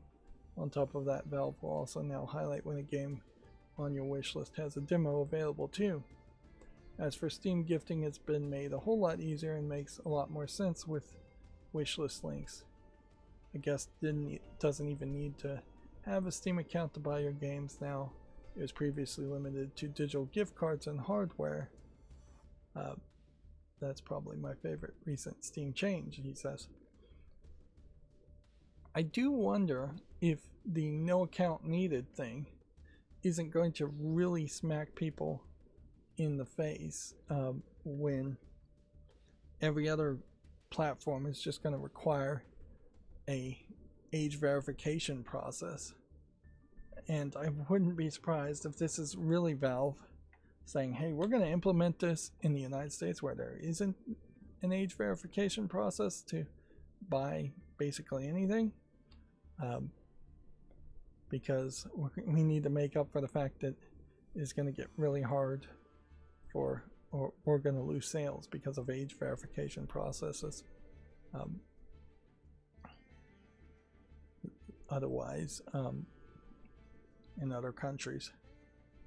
Yeah, I recently went through a ridiculously over intrusive process to switch power companies, and people switching your power company without your permission is a big problem, but the idea that you have to use a cell phone and scan your face and upload a real ID card in the United States is really, really off-putting and intrusive, and it felt like I was just running headfirst into somebody stealing my identity.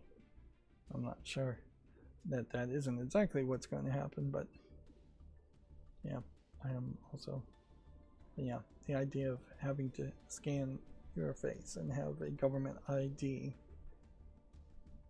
is not something most people want to do, particularly when they're buying video games. I wouldn't be surprised if the gift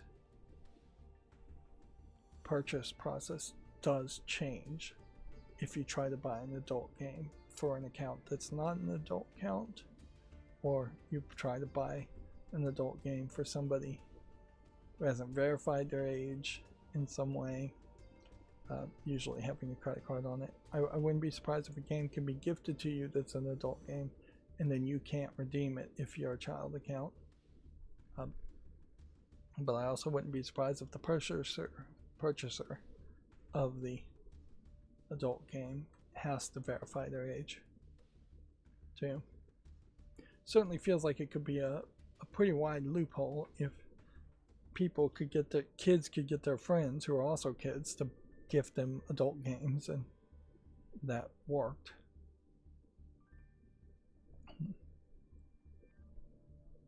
On top of that, Valve has also made cross-region gifting work better. Steam will actually now allow it and calculate the price for you properly, so you can gift anything anywhere now, pretty much. I wouldn't be surprised if we start to see scammers try and push for that. Now, while this is all exciting stuff, I don't think I will be adding any kind of list begging for games on Steam. I used to do that, and then I got a couple games gifted to me, and then I never got around to playing those games, and I feel really bad about that, but not bad enough to actually get around to playing at least the one game I can think of that was gifted to me, which is Fallout 4. So yeah, it's just not cool, to say the least, to just want to build a dragon's hoard of games and then not actually be able to guarantee that you'll make footage on those games. And it's not really cool for a content creator too to be under that extra stress to do something just because somebody gifted a game to them. So it doesn't work either way. But yeah, I might make a birthday list for people who are actually friends and family from me, but probably would be more likely I'd make a list of things that I would suggest other people buy for themselves. Certainly that would help. A lot of games on my wish list are things that I think might be cool for my nieces and nephews to play, more than I think I want to actually play them. Alright, and that brings us to GameDeveloper.com articles. Let's see. Black Flag Resync beats annual sales expectations in 2 weeks. Steam adds wishlist categories and cross-region gifting. We just talked about that. Vermilion Studio lays off its staff. Studio closures is a feasible possibility in the coming months. Which, you know, if you lay off all of your staff, it's almost certainly what's going to happen. Bethesda Union has slammed Xbox for offering the bare legal minimum terms of severance. Microsoft has also been accused of immediately cutting off access to group benefits, health insurance by a group of Bethesda Montreal employees. Which, yeah, I totally believe all of that is happening and worse. This is definitely one of those stories where down the line is somebody has an agenda. They're going to say that Bethesda unionized and then was immediately shut down because they unionized, and that won't really be 100% accurate as far as what happened, and whether you are pro-union or anti-union, your definition of that is going to be skewed. It is certainly saying almost exactly the same thing, that Bethesda needed to unionize years earlier to have enough strength to fight layoffs as much as unions can fight off layoffs, which is not that much. And that, yeah, these unions that did form were very new and almost certainly fairly weak unions. But yeah, it is also worth pointing out that it tends to be the case that unions only start forming once things have already been going bad for a long time.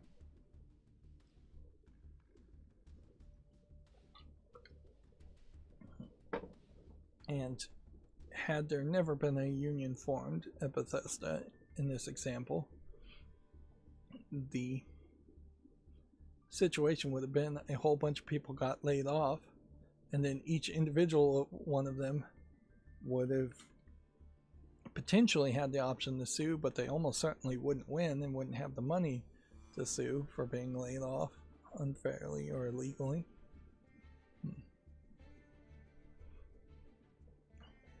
I don't know why we're looking at Little Guardsman. Let's see. A Kinect app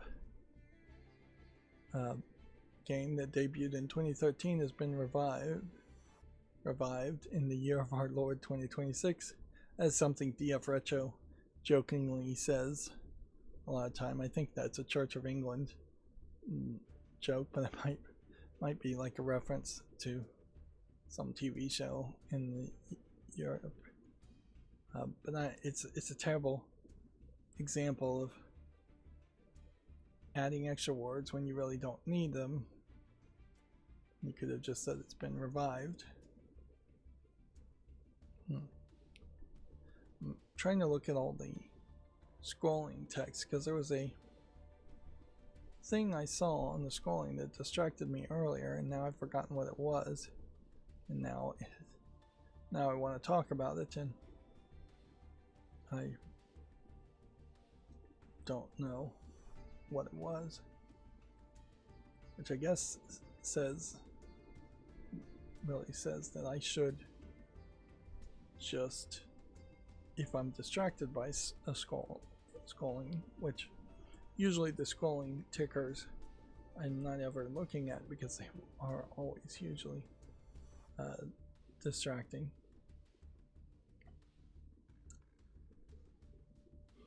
But if I am distracted by it, I should talk about that subject immediately, not wait hours later. Let's see, and then we have Splatoon Raiders. Started off as a tower defense game. We talked about this in the last stream, but once again getting different screenshots. We haven't heard any real feedback as far as Splatoon Raiders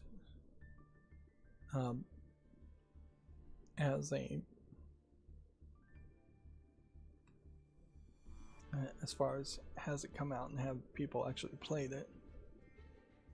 Apparently somebody has a guide to get SteamOS to boot always in the desktop mode.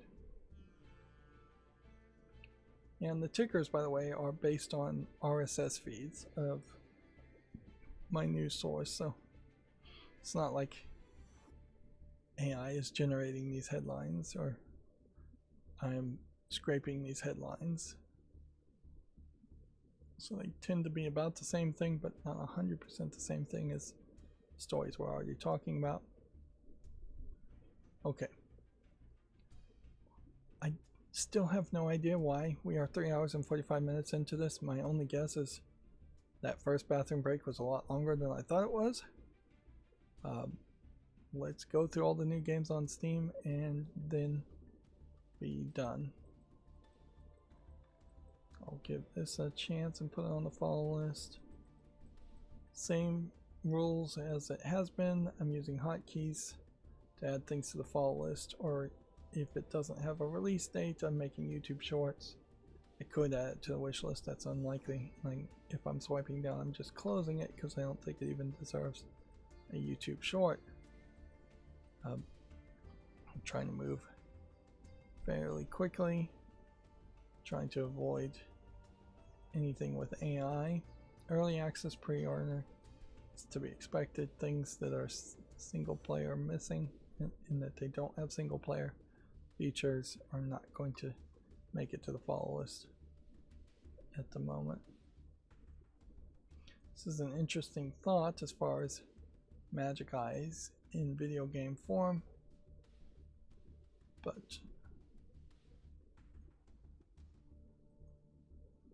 it's gamified in that you actually have to work your way through a maze while seeing this, and I don't see anything there. Like, it was my general understanding that these magic eye puzzles in particular took a lot of staring and a lot of visuals to get a general idea of what it looks like.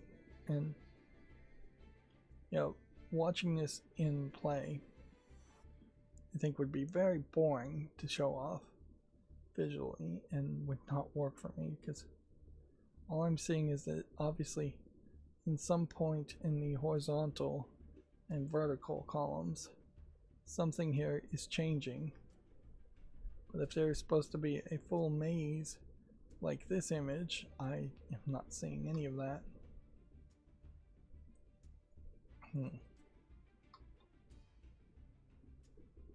Zelda Zellash dash and slash. Guess it's not that close to the word Zelda, but also it doesn't look that interesting.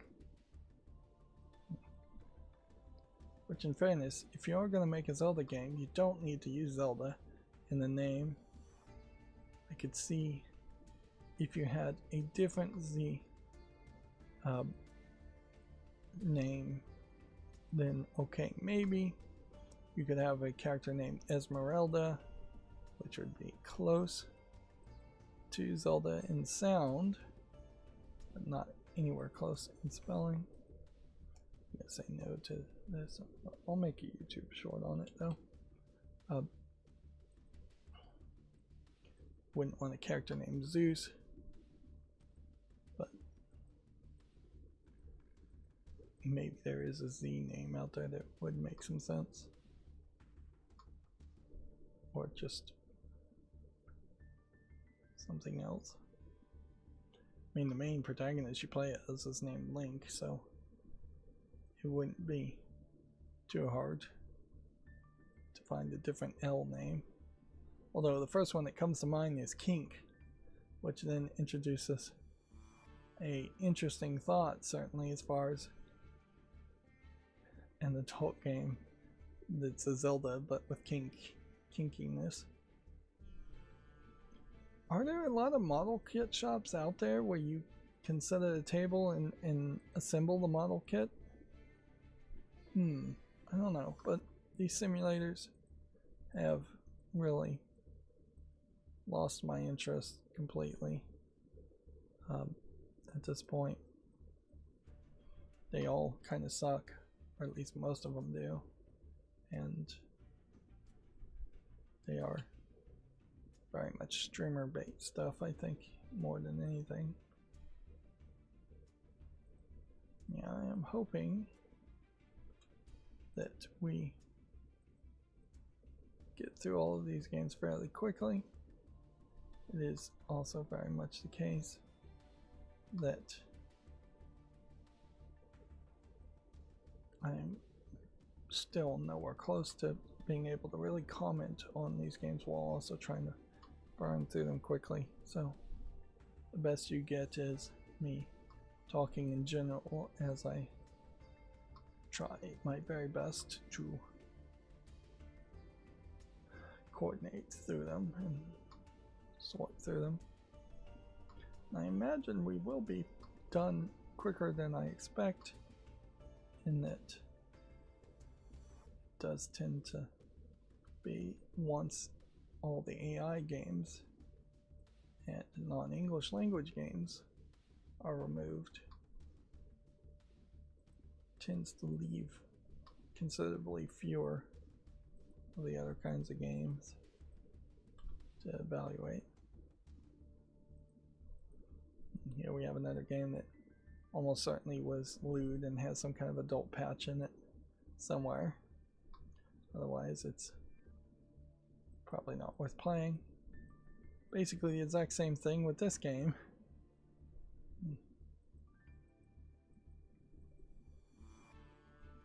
The problem here is, in my opinion, the pushbacks towards potential censorship on Steam, whether it's Steam themselves censoring or whether it's the payment processors, is often done by people creating just like the absolute worst examples that nobody is going to get behind and support, instead of creating a decent game like Witcher 3 that just happens to have some nudity in it. because it takes a lot more time and a lot more effort to make Witcher 3 than it does to make an asset flip game with big boobed characters. Oh, there was the BMI. Now, interestingly, since it's not actually a game, this is something that is getting red flagged by not having a single player mode, but that's because it's actually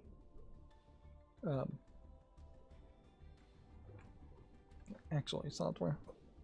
I did have to buy a camera, so at some point I could use BMI to track my eyes, but that does feel like a lot of extra processing for no good reason. And I bet my eyes look around a lot, and I'm kind of tilted as far as what I look at the screen anyways, so yeah, I wouldn't be surprised if, for me personally, it wouldn't be any helpful.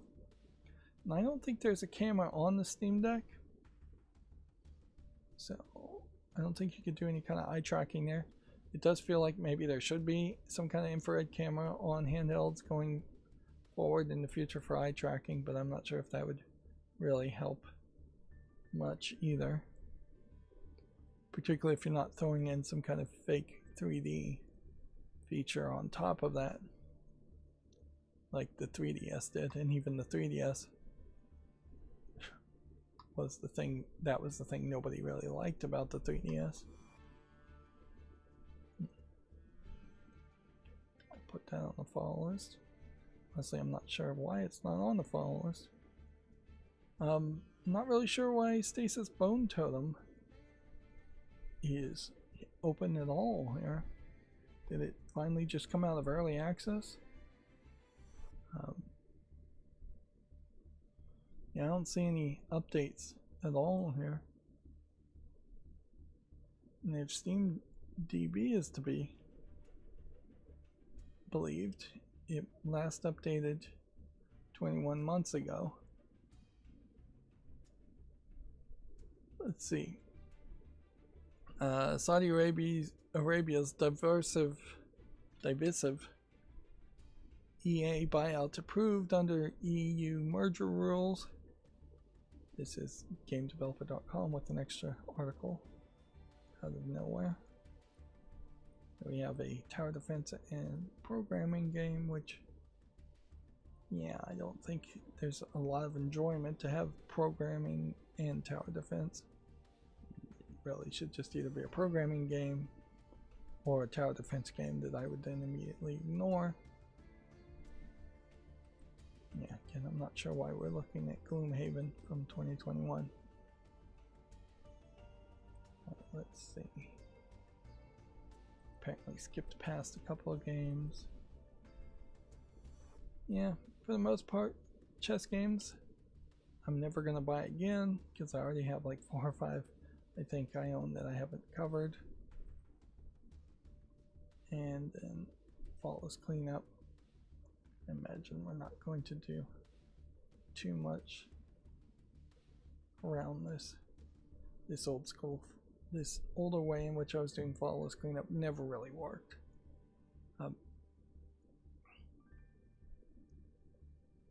Yeah, I don't think there's really much more to say there. If I could get like a RSS feed of the news, my personal news, I might read this on an RSS feed every now and then. But that's about as much as I think I would ever do.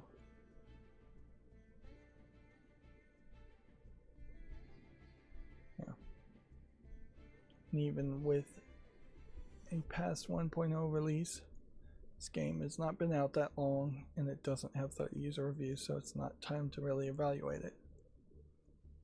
Alright, well, again, I don't know why this turned into an extra hour-long stream, but it did. That's going to be it for this stream, though. As always, I ask you to like, share, subscribe, comment, and keep on watching. Thanks.